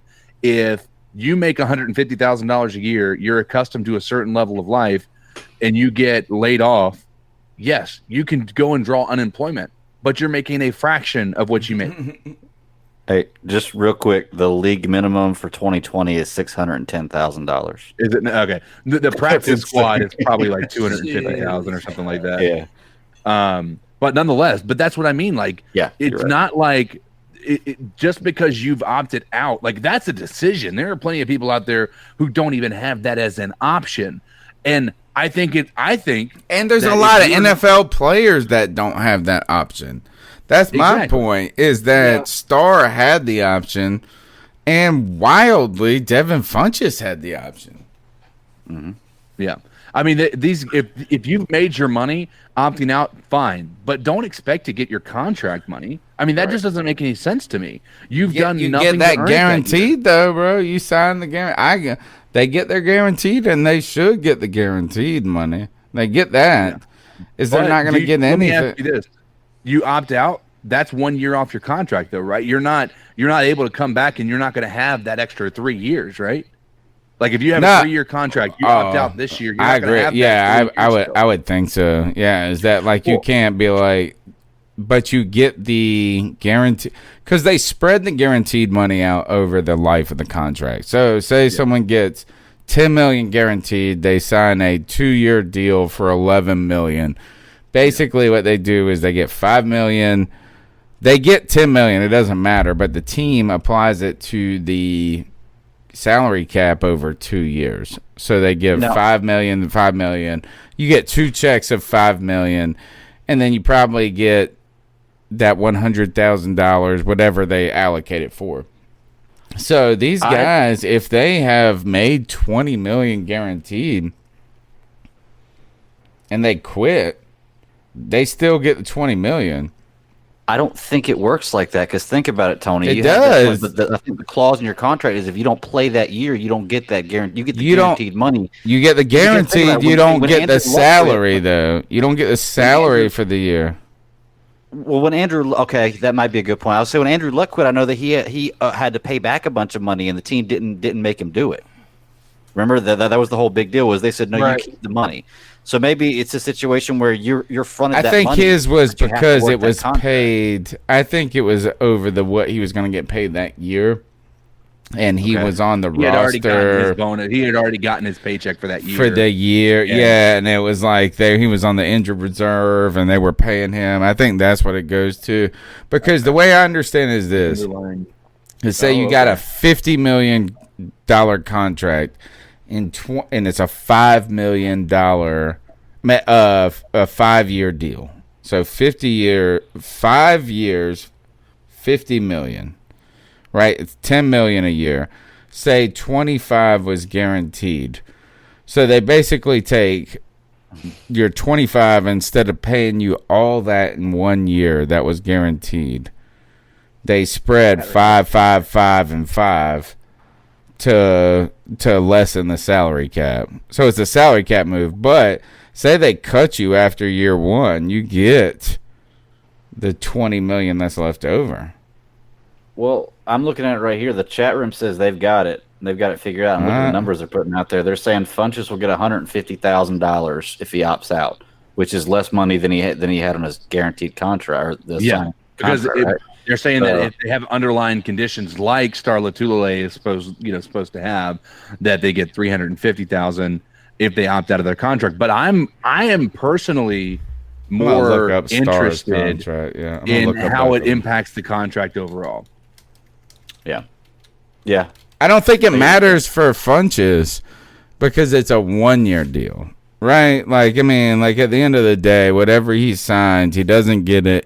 Whatever the minimum guarantee, but Star is still on a contract. Yeah, that's kind of like the Le'Veon Bell thing. You remember a few years ago, Le'Veon Bell held out for so long, and they were saying, well, a lot of people were like, well, he can just hold out for this year, and then he'll be done with his contract, and he can go to free agency. But no, that he had to report by week 10, or that year didn't go towards his contract. He could be tagged again the next year because he never actually signed that tender. So technically, that's a similar situation to, let's talk about Andrew Luck for a second. Let's go back to his situation. Mm-hmm. He retired. If he wanted to come back to the NFL, he is still under contract for that same amount of time. Yeah. Like he is not, he can't come back in 10 years and think that he can sign a new contract. He is still under that exact same contract if he were to sign back up. So that contract is on pause. If he retires and he never comes back, then obviously no big deal. But if he decides to come back, that contract is resumed at that point in time. And that was the same thing with Marshawn Lynch too, right? He was still under contract with the Seahawks, but he wasn't playing. Exactly. So they had a deal for the trade for him to go to the Raiders, right? Exactly. Yeah. Similar to Rob Gronkowski, where he had to go down to Tampa Bay. He had to come out of retirement. Then the Patriots had to trade him down for picks. Okay. Isn't that what it was? Draft picks or something like that? This is what Over the Cap, which is the best site to look at contract stuff, says. Contract notes. Star Latulele signed a $50 million contract with the Bills in March of 2018. He received $18.5 million fully guaranteed at signing, including a $13 million signing bonus. So the way I calculate that is I think he got 18 fully. Like, is that if he played 1 year, he gets 18. But if here's the next sentence. There are yearly roster bonuses of $1 million in 2019, $500,000 in 2020, $1 million in 2021, and $1 million in 2022, due on the 5th B-day of their respective league year. The way I understand it is that he gets I would say $25 million if he played through the 2019 season. Right? If you get 18.5 that's fully guaranteed at the beginning, plus and it says at signing, including a $13 million signing bonus. Yeah. You're looking at 31 of the 50. 31, right there. yeah. That's fully guaranteed. So he got $31 million. If he was going to play this year, he would have had a salary. He's sacrificing $4.5 million. But you know what's worse about this right now is, and Moneybag Lawson is talking about it. This is something that benefits the Patriots heavily as well. Oh, yeah. This does not impact their number. No longer impacts cap this year. Mm-hmm. So, for instance, Star Latulele is now. His salary is back on the cap. Like, it is back off of the cap. So they have money to sign people. The Patriots now, last I counted, last time I looked, they had they increased their cap to $22 million. They had zero essentially. They've got $22 million cap space now. And guess who's still sitting out there? Jadeveon Clowney. So there's a situation where these guys I know. We're kind of cheering for the Pats. Secret. But here, doesn't this mean too that Latulele's done? 31. No, he's 31 years old right now. He's going to take a whole year off. He's going to be 33 coming back. He's done as a impact player. As an impact player. He was, let's be honest, he's a tackle, though, and he's always been a space eater tackle. He's not, like, short. He wasn't the guy who was getting into the quarterback's lap, right? He's always been that guy who's stopping the run and whatnot. And if you look at what he did with the Bills, yes, he's not going to have these incredible stats that make you think this guy is going to be something moving forward, and he's a staple to their defense. But he did have a pretty big impact to their defensive line. And as he's been gone, how have we done against the run, guys? I'm sorry. I just don't think that you can take a year off. Imagine being a vocalist. All right, think about even yourself right now. You're hitting your stride as a streamer. Yeah. Sorry, you're not a gamer. You're a streamer. And then just taking a year off. Right, and then you take a year off. Like, how do you get paid? And you already got mad money. Do you come back and are you better? Are you rejuvenate? Maybe you are. Maybe he will be. There are a lot of people who do that that quit streaming and come back, and then they pick up right where they left off. It's a fight, and you start with you definitely are not nearly where you were the year before or 2 years before. But, in this case, I think it is a big difference, yes, because age has a big impact on a player's health and how effective they are in the league.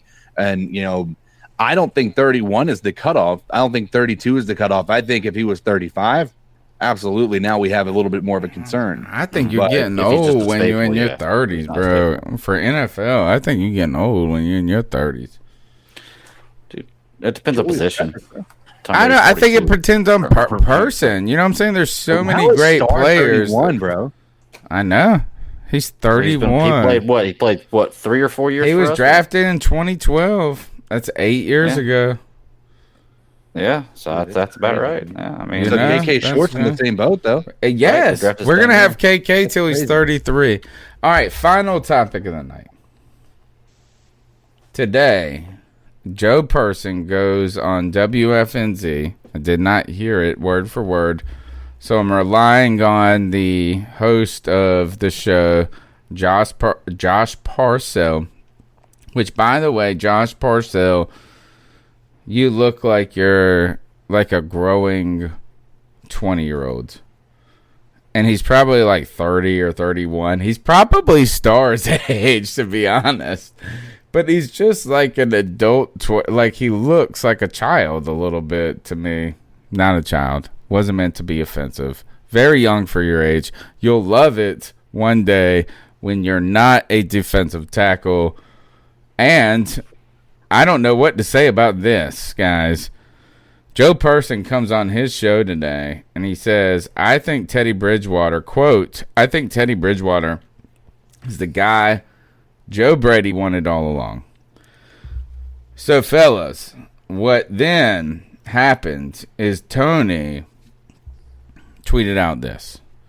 And actually, I don't have the tweet queued up yet.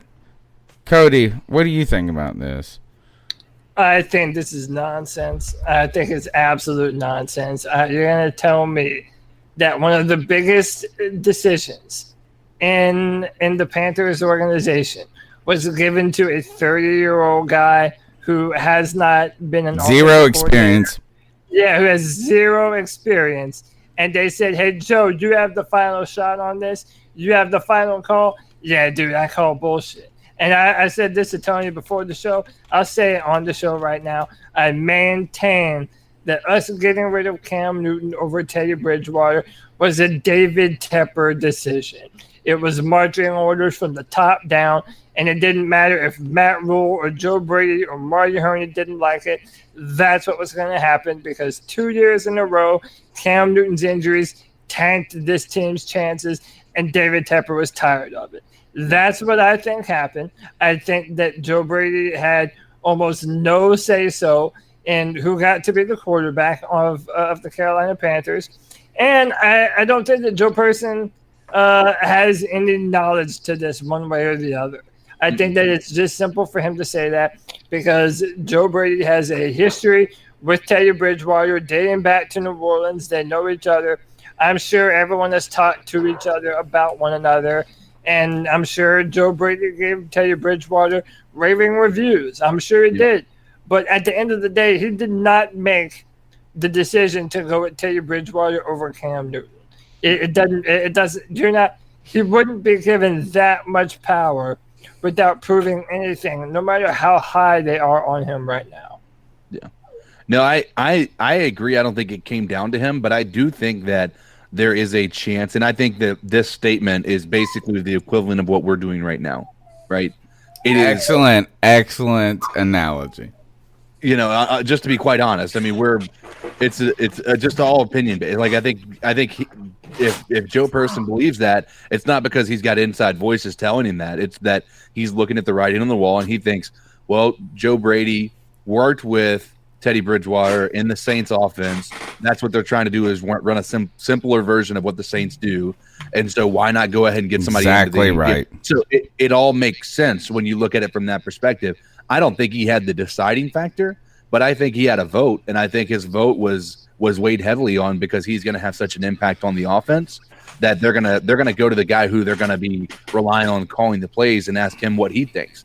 And if I'm being honest, I almost wonder if this was a conversation they had before they even hired Joe Brady, and if Joe Brady said, I like the idea of getting Teddy Bridgewater over here. No, you know, and if that no. You know, man, I'm telling you, I kind of think you might be right there, CK. I think that it was like the idea was lingering in there about getting rid of Cam Newton. They bring Joe Brady in, and Joe Brady might have said, "Hey, like you said, I like this guy, Teddy Bridgewater. I worked before." Like, dude, this is not nonsense. That's a nonsense idea.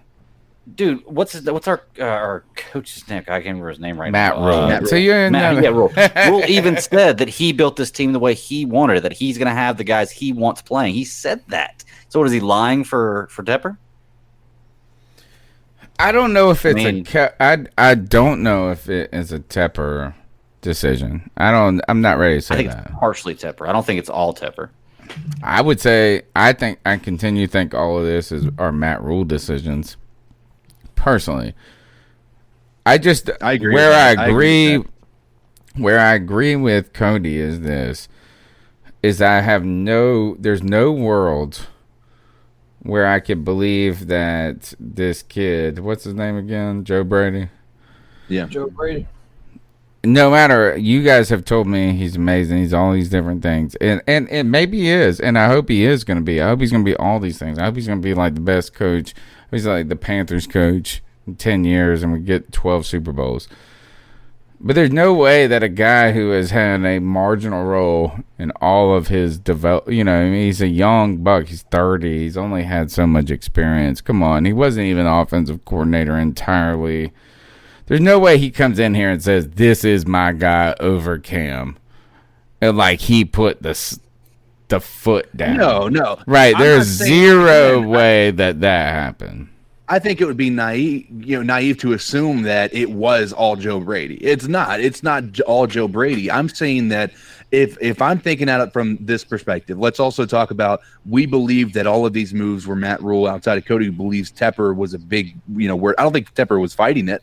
But if Matt Rule did it, look at all the people Matt Rule has brought in. Baylor, Temple, players, all of these people that he's familiar with, right? He's not worked with Joe Brady, though. Exactly. But now guess what? Joe Brady is an offensive coordinator now. Would you want Cam Newton, who you've never worked with, you've barely had any interaction with, because you've been an offensive coordinator when you played against him? So you don't really need to worry about what Cam Newton's doing. You only need to worry about what the defense is doing. So do you want that guy or the guy that you've worked with who knows the offense you're going to be trying to run, so that you're not going to have to sit there at 30 years old and teach an entire offense to a new quarterback? Well, you tell me. You raised a good point there, CK. But when he worked with Teddy Bridgewater, it was in New Orleans, right? The year that Drew Brees was and not. He would have been 28 so he didn't work with him as a starter, right? And he would have been 28. He didn't play at all. It was 2018. Yeah, he was more working with Drew Brees at that point than he was with Teddy Bridgewater. Not that he wasn't working with Teddy Bridgewater, but I'm sure he focused way more attention on Drew Brees that year. But you got a very slight familiarity. You know how big of a role the backup quarterbacks play in an offensive play calling. Yeah, you're right. It's not all, like, you see every single back. You see what Derek Anderson did. He was a backup quarterback, certainly, but he always had the headset on. He was always helping call the plays. if it was just communicating to the offense. That's so bullshit. And in the last 2 years we had him in, he did horrible. I'm kind of atoning on this because I feel like, listen, how much of a rapport can you build up with someone in 1 year? As an assistant coach. More than you do with never having any rapport with somebody. Sure, but it's Cam Newton. It would be like I have a great sex life with this girl that I was in bed with for a couple of weeks, but then you're going to give me this porn star who is Cam Newton, and you're like, well, you know what? I got a better rapport with this girl over here, so there's no way I could figure it out with that girl. And just because you spent a year with someone and you got to know and like someone within that year, it doesn't mean that you saw enough of them to know if they're a franchise quarterback or not. You know what I mean? Like, okay, if you believe that it's not about if Teddy Bridgewater is the guy. That's not the point. It's not, can Joe Brady work with Teddy Bridgewater? That's not a question. Like, nobody would have been arguing that. The real point is that did Joe Brady, according to this quote from and I feel like it's taken in such a snippet of a context. I don't believe this is what Joe Person is trying to put forward. He's not saying, even in that statement, he's not saying that Joe Brady cut Cam Newton in favor of Teddy Bridgewater. Right. It's saying that he got the guy that he preferred. If Joe Brady, that is a little heavy-handed for my taste. But it's still, like I said, it does imply that if Joe Brady had his say, that he would have picked Teddy Bridgewater. And again, it goes back to why? Just because he knew Teddy for there is no, because he's trying to get an extra interview with Joe Brady this season. He's trying to get a snippet, because if he comes out and says that Joe Brady, like if he wasn't just sycophanting to Joe Brady right now, he wants him to go to the first audio snip to Joe Person, and Joe Person's going to get it, man. The athletic. It's better than Charlotte Observer. Let me ask you a question. Is the New Orleans Saints offense pretty complicated? It is. No. Just so you know, it is a very complicated offense. Lies. It is a very complicated offense.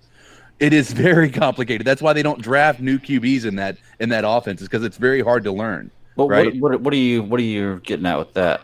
Because here's what I'm trying to say. If you have a quarterback who has been a starting quarterback in the NFL, in Teddy Bridgewater, or Cam Newton, you were there.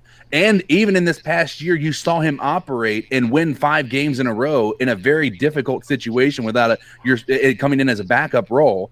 You've come in with a complicated offense, ran it efficiently enough to get the win, right? You're going to want to prefer somebody who knows the complicated offense over having to go through an entire process of teaching somebody a very complicated offense, who is opinionated. Are you trying to say Cam Newton?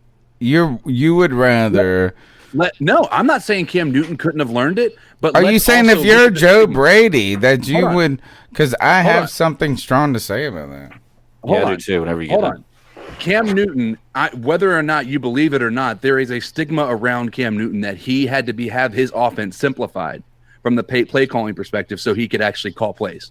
And to back up, CK, Cam even said that himself in an interview one time, saying that he doesn't like to have the verbiage of the plays being super. But have you heard the verbiage that they were using? It's like 72 scope, 745, 7272. It's like the NFL uses that. They need to find a way. I'm going to tell you this, as someone who encourages people to simplify life, better, to write better, is like the whole rule to writing is concision.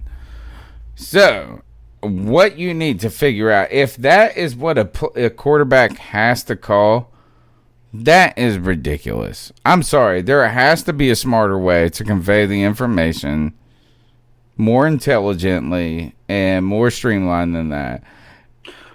Or even if it's using like culturally relevant references.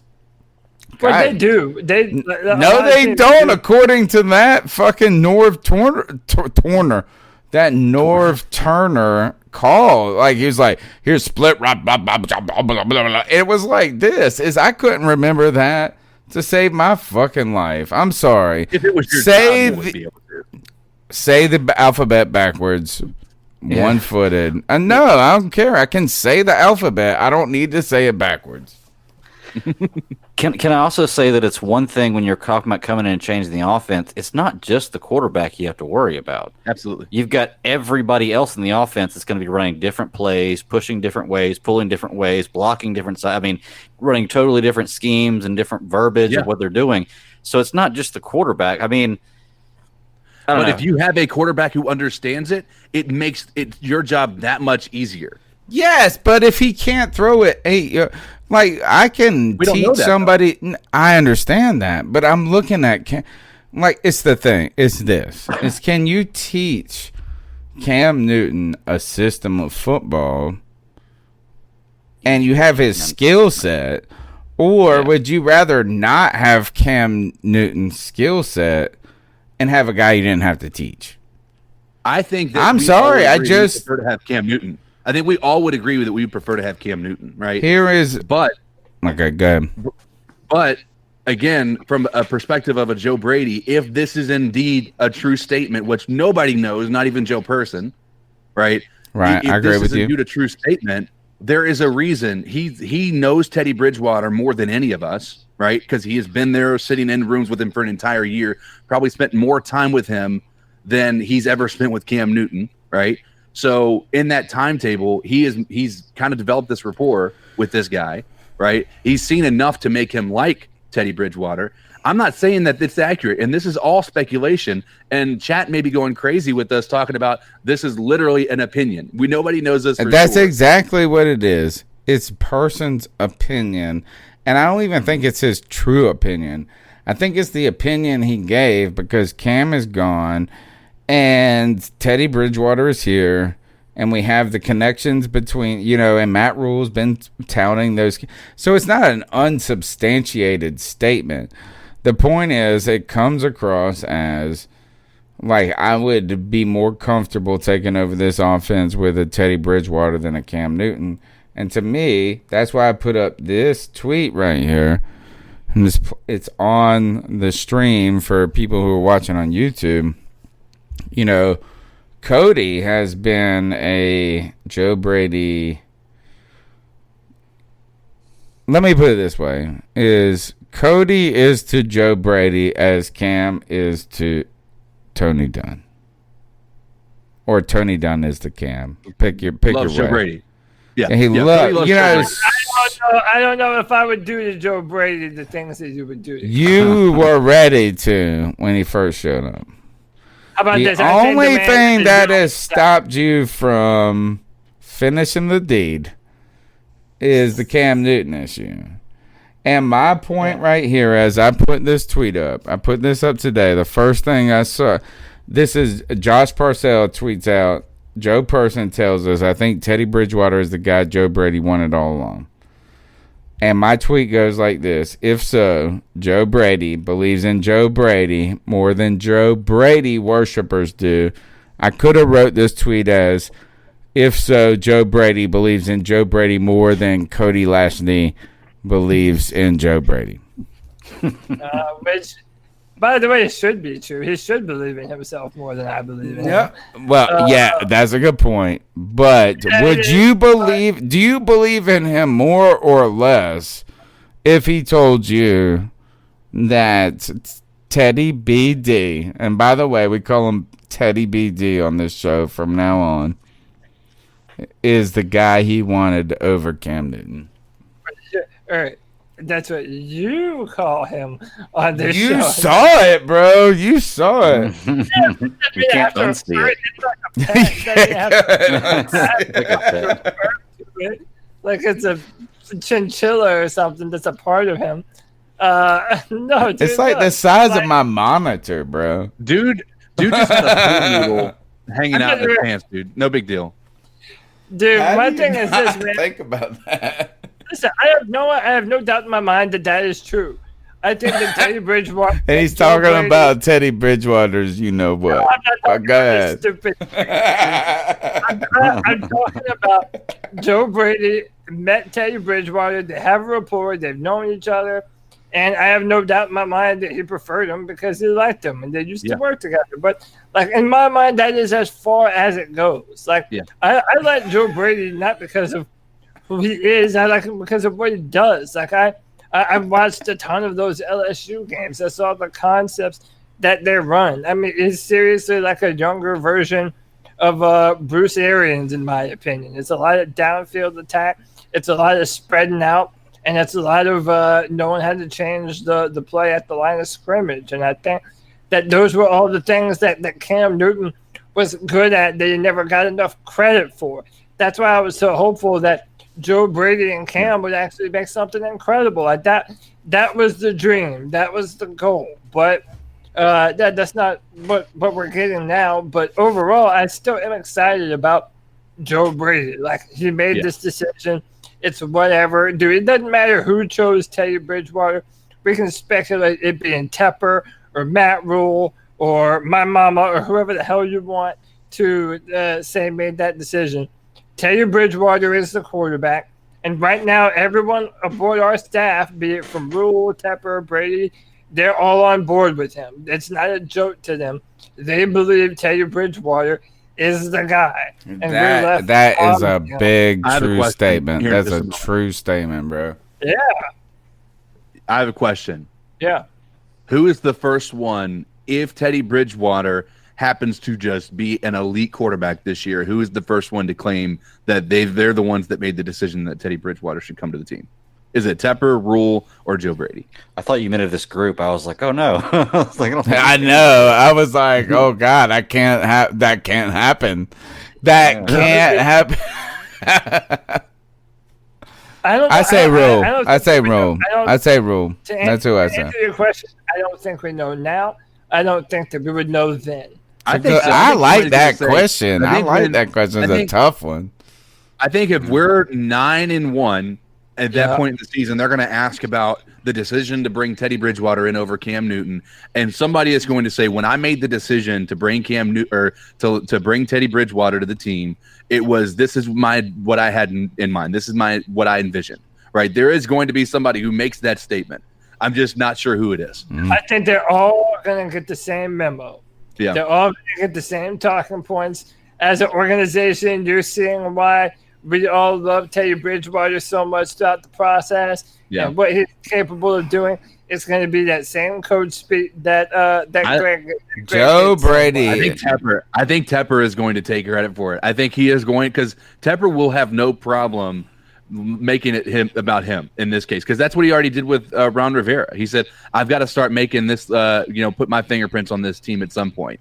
Right? It wasn't. We made the decision to fire Ron because it was just best for the team. It was, I need to start making my fingerprints on this team. And so I think that there is a situation where Tepper becomes the guy who made the decision to hire or to sign Teddy Bridgewater. I think Tepper would take credit for that. Michael, he takes the blame if it goes the other way. Oh, I don't think he's gonna. I think it's gonna be somebody who takes the blame. It's gonna be Marty Herney takes the blame. If it doesn't work, Marty Herney takes the blame. There you go. Well, we fired Marty Herney when he made the decision for Teddy Bridgewater to come to be a quarterback for us. But doesn't it bolster my point even more? No, it doesn't. When we're asking each other, hey, who made the decision? Who's going to make the decision? Yeah. None of us say Marty Herney. It's Rule. This is Matt Rule's team right now. That's what I say. It's not Marty Herney's job to make that. Honestly, Joe Brady here in the comments section. Michael Jones says Joe Brady takes the credit. Tree 50 says no reason. Just hit the likes. Donating to the show. We appreciate it. There are 24 people watching right now. Only 9 thumbs up. We've had 30, 40 people watching. Come on, guys. Just smash the thumbs up. Help those like algos, Tree bro. 50 is saying. And I think what happened was this. I think Joe Brady walked in the locker room and said, I saw Teddy B's D. And he said, I will roll with that dude. I think that's what happened. I think he came back and he said, "Look, I've been in the room with Teddy B's D." Tony, I think I know what fetish you look at on Pornhub, bro. No, it's not a fetish. It's that if you walked into a place and my man had a lasso hanging around, he'd be like, I would run from him. I would run away. I'd be or you would terrified of draft that, him bro. to your fuck the Falcons team. Yeah, I would be obviously. like, I want you to use that D against Matt Ryan. No, That's because what I they would catch say. AIDS. That would be my words to him before the Atlanta game. Go use the D against the Atlanta Falcons. You can't use Or- that on anyone from the Atlanta Falcons because they all probably have AIDS. Or Joe Brady. Hear me out, guys. Hear me out, guys. Matt Rule, he grew up as a pastor's child, right? All right. Joe Brady came to him and said, "I just saw Cam Newton in the locker room without a shirt on. I think I'm switching teams." Matt Rule cut him the next day. And then he saw Teddy Bridgewater and he said, Oh, he didn't see sorry. that picture first. He didn't Why see that picture isn't first. Joe Brady cut? All right, we got to close this podcast out. It went way too long, too off the rails. We got off what they say topic a about Teddy couple of Bridgewater. times.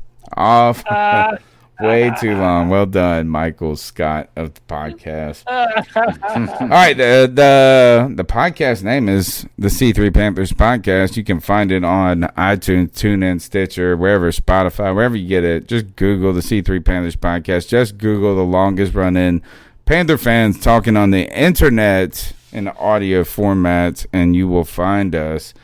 My name's Tony Dunn. You can follow me at cat_chronicles. And we close the show out with the Ice Up picks of the week. And that's where our homage goes to Steve Smith, who told, was it, not Talib Kweli, Talib.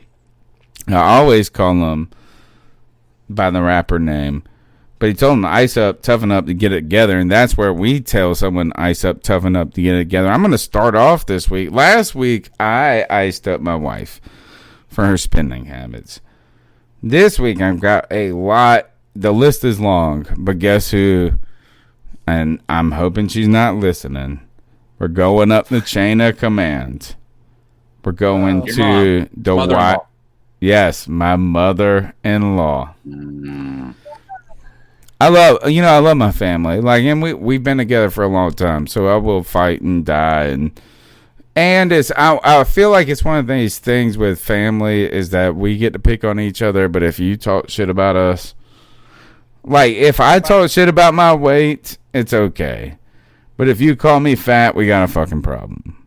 That's kind of my attitude when it comes to family. So like, I'm going to talk a little junk about my own family, but don't be coming at me.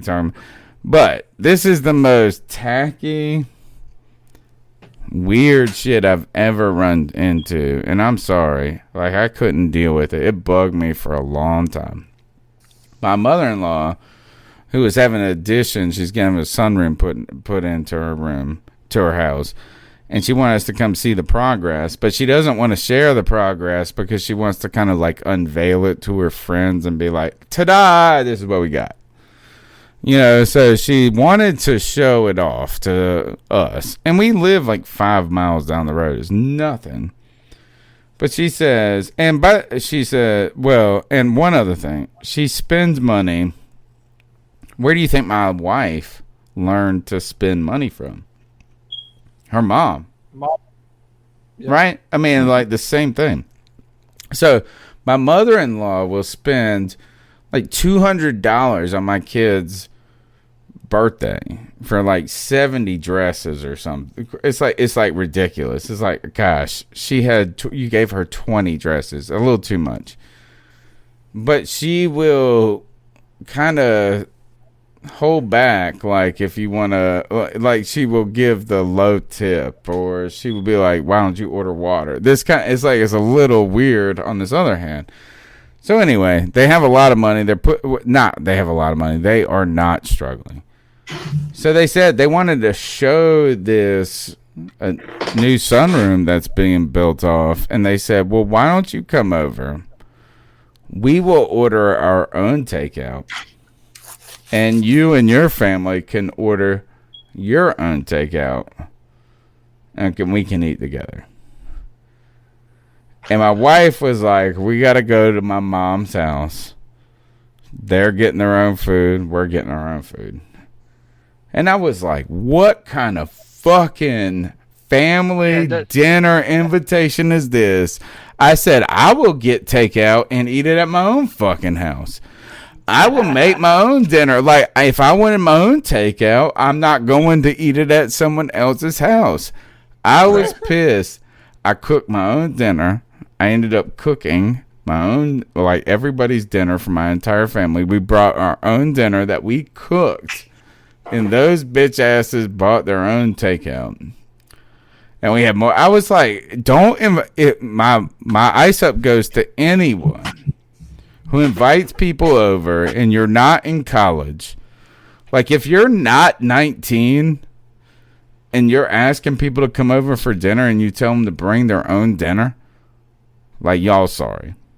So to my in-law, my mother-in-law, ice up. Like, what the hell? You can't invite people over and be like, bring your own Chinese, bitch. And then we were eating all different food, and they were looking at our food jealous.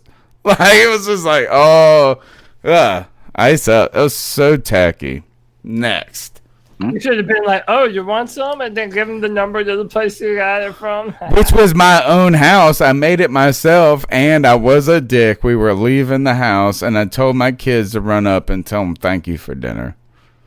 That was a dick thing to do, is that, like, thank you for dinner. Oh, wait, we had to bring our own fucking dinner, which I would have rather eaten at my own damn house. I heard that. I hear you. Go ahead. Sorry. Do any of y'all want to go first or jump in? I can. I mean, it doesn't matter. Go ahead. Yeah, Ice man, them do your up. thing.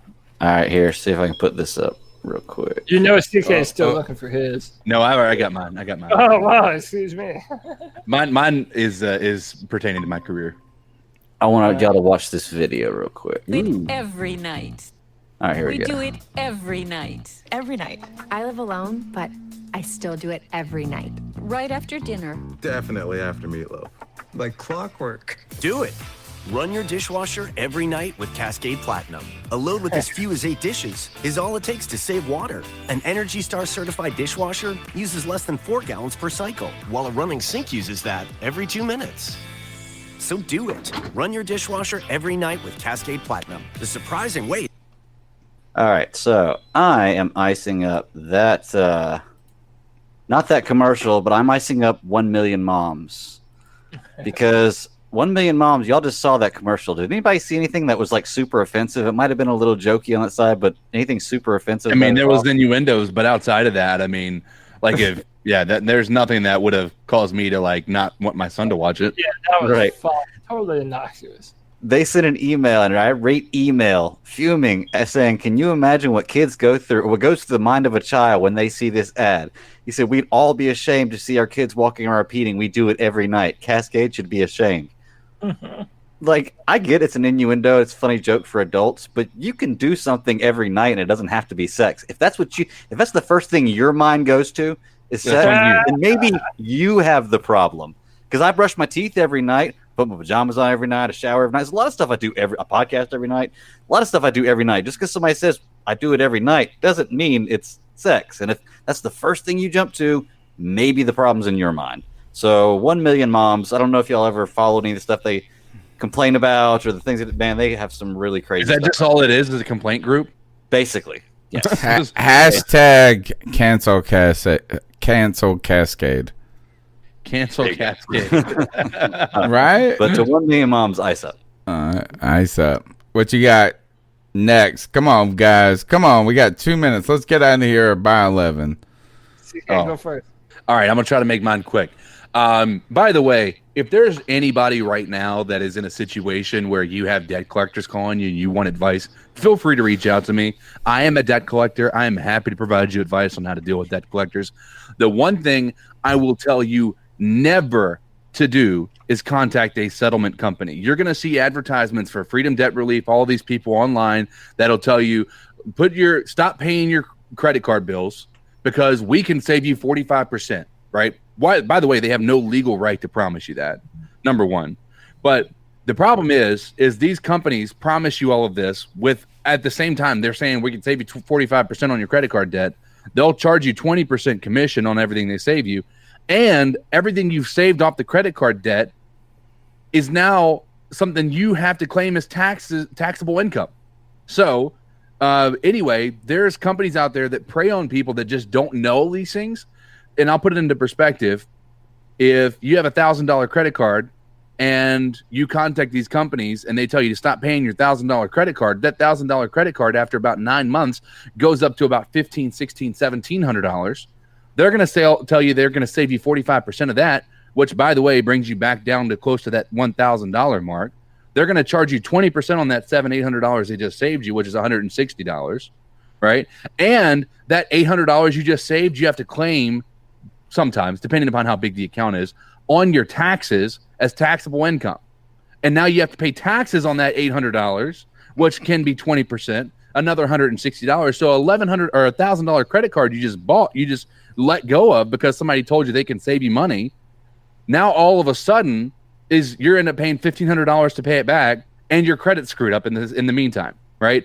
I'm saying ice up to these settlement companies that prey on people who don't know these things, because I cannot tell you how long I've done this job and how many people call me 3 years after I tried to reach out to them and they tell me, I'm with a settlement company, sorry, can't help you.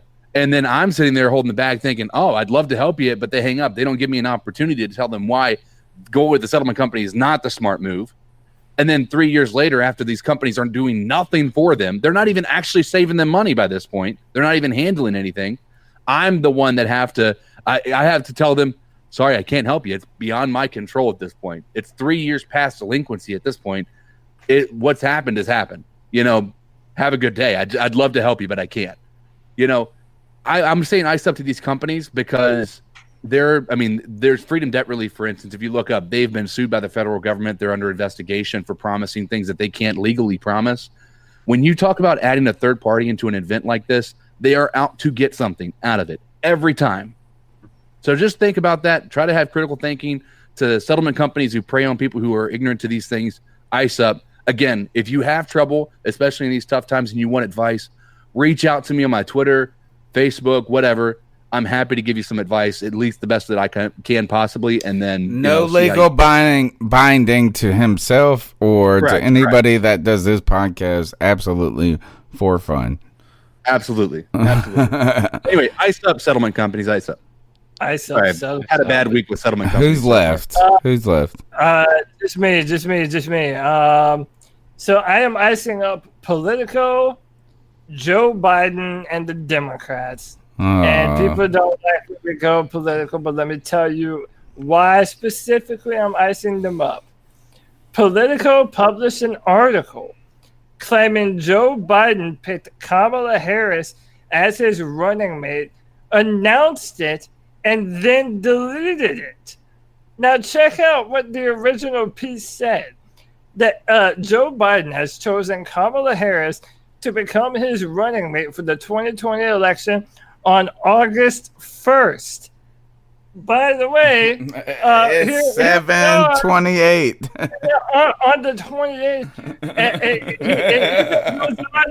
it even goes on to say, in his announcement, Biden called Harris a worthy opponent and a worthy running mate. So it puts a microscope on how politics is run. These political campaigns give access to these media companies, and they give them the scoop. This is absolutely what's going to happen, and Politico knew about it days too early, and they published it too early, and they fucked up. Dude, that shows you the state of affairs that our country is in, but also the mindset of these fucking spineless Democrats, dude. And in my mind, it shows what's wrong with our politics and what's wrong with these ridiculous people. So to everyone involved, to Politico, who paid an ungodly amount of money to have access to that information, to all these crooks, man, ice up, son. Ice up. Last shout out to Joey the Blind Panther, who told my mother-in-law to BYOC. Or maybe he was telling that to me. Bring your own Chinese. I was really worried that he was talking about the other thing that Teddy Bridgewater has. BYOD. Got it. All right. It's the C3 Panthers podcast. We tell all those people to ice up. We cheer for the Panthers despite sometimes being critical. We're just fans talking fan nonsense about non-information. We had some information this week. Strangely, we had no damn calls. 252-228-5098. It's the C3 Panthers podcast. We're going to have to work something out next week because I'm going to be on vacation myself. So, if you're expecting the podcast to come on Tuesday, there might be some delays unless the homies know how to do it. And if not, we're going to double up somehow, somewhere, when there's some news. How do they follow you guys? I know Cody is killing it on the Cripple Connection. Tell us where they can find your work. Yeah, so you can find the Cripple Connection podcast. It's a video game podcast that I do with my friend Jeffrey Redmond. And we do it every Friday. We normally run between 3 and 4, somewhere around that time. If you love video games, talking about things in the industry, check us out. Cody Lashley on YouTube. Hit the like and subscribe button. Find me on Twitter at Cody Lack, CODYLAC. And Wednesday, there will be another brand new mock draft up on Draft Tech with a comment for our pick, which as of right now, they have us sitting at the 3rd pick in the draft. So check that out, drafttech.com. And that's all for your boy. We're passing the mic to CK, man. Hit him up. Hey guys, yeah. So I am obviously doing the streaming online on Facebook, video games, mainly Warzone. Oh, I was gonna ice you up. 40. I was number 40. Number 41 got it, bro. Yeah, that was gonna be nice. nice. I know it.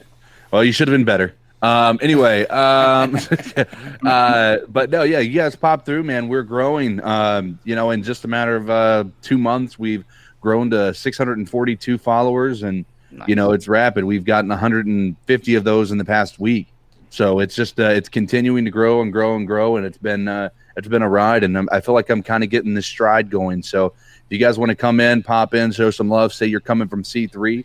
I'll do a quick introduction to you to the family in my movie trailer voice, and love to have you on board. A lot of people, and Tony was talking about it before we got into the podcast tonight, that a lot of people would never think to watch somebody stream a video game, right? Or they hear it and they're like, "Why would I watch that? That doesn't entertain me at all." And then he watches me now, and so it's less about necessarily just watching somebody play video games, but it's about the entertainment. It's about learning more about the game. There's a lot of things that really come into play. So I'd love to see some of you guys. Super fun, man. It's more fun than I like to admit. Yeah. On my end, I know you're having. You better be having fun. If you ain't having fun, it's gonna get old, bro. Dude, you gotta love it, like to the end. I'm loving it, dude.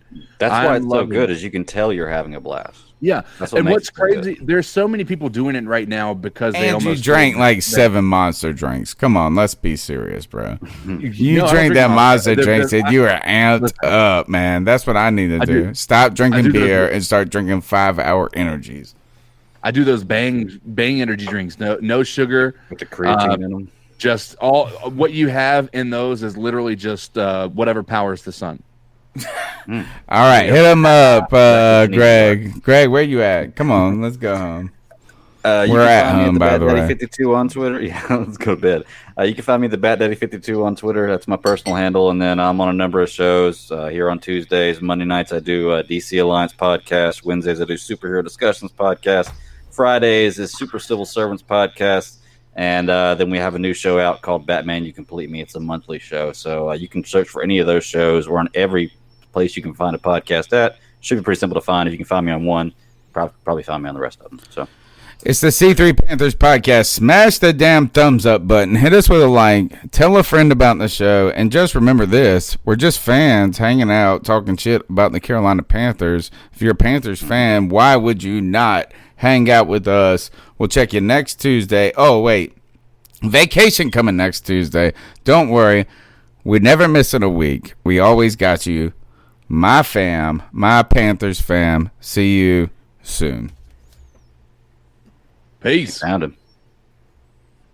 All right, we're done, I hope. All right, I'm about to pee my pants. I got to go.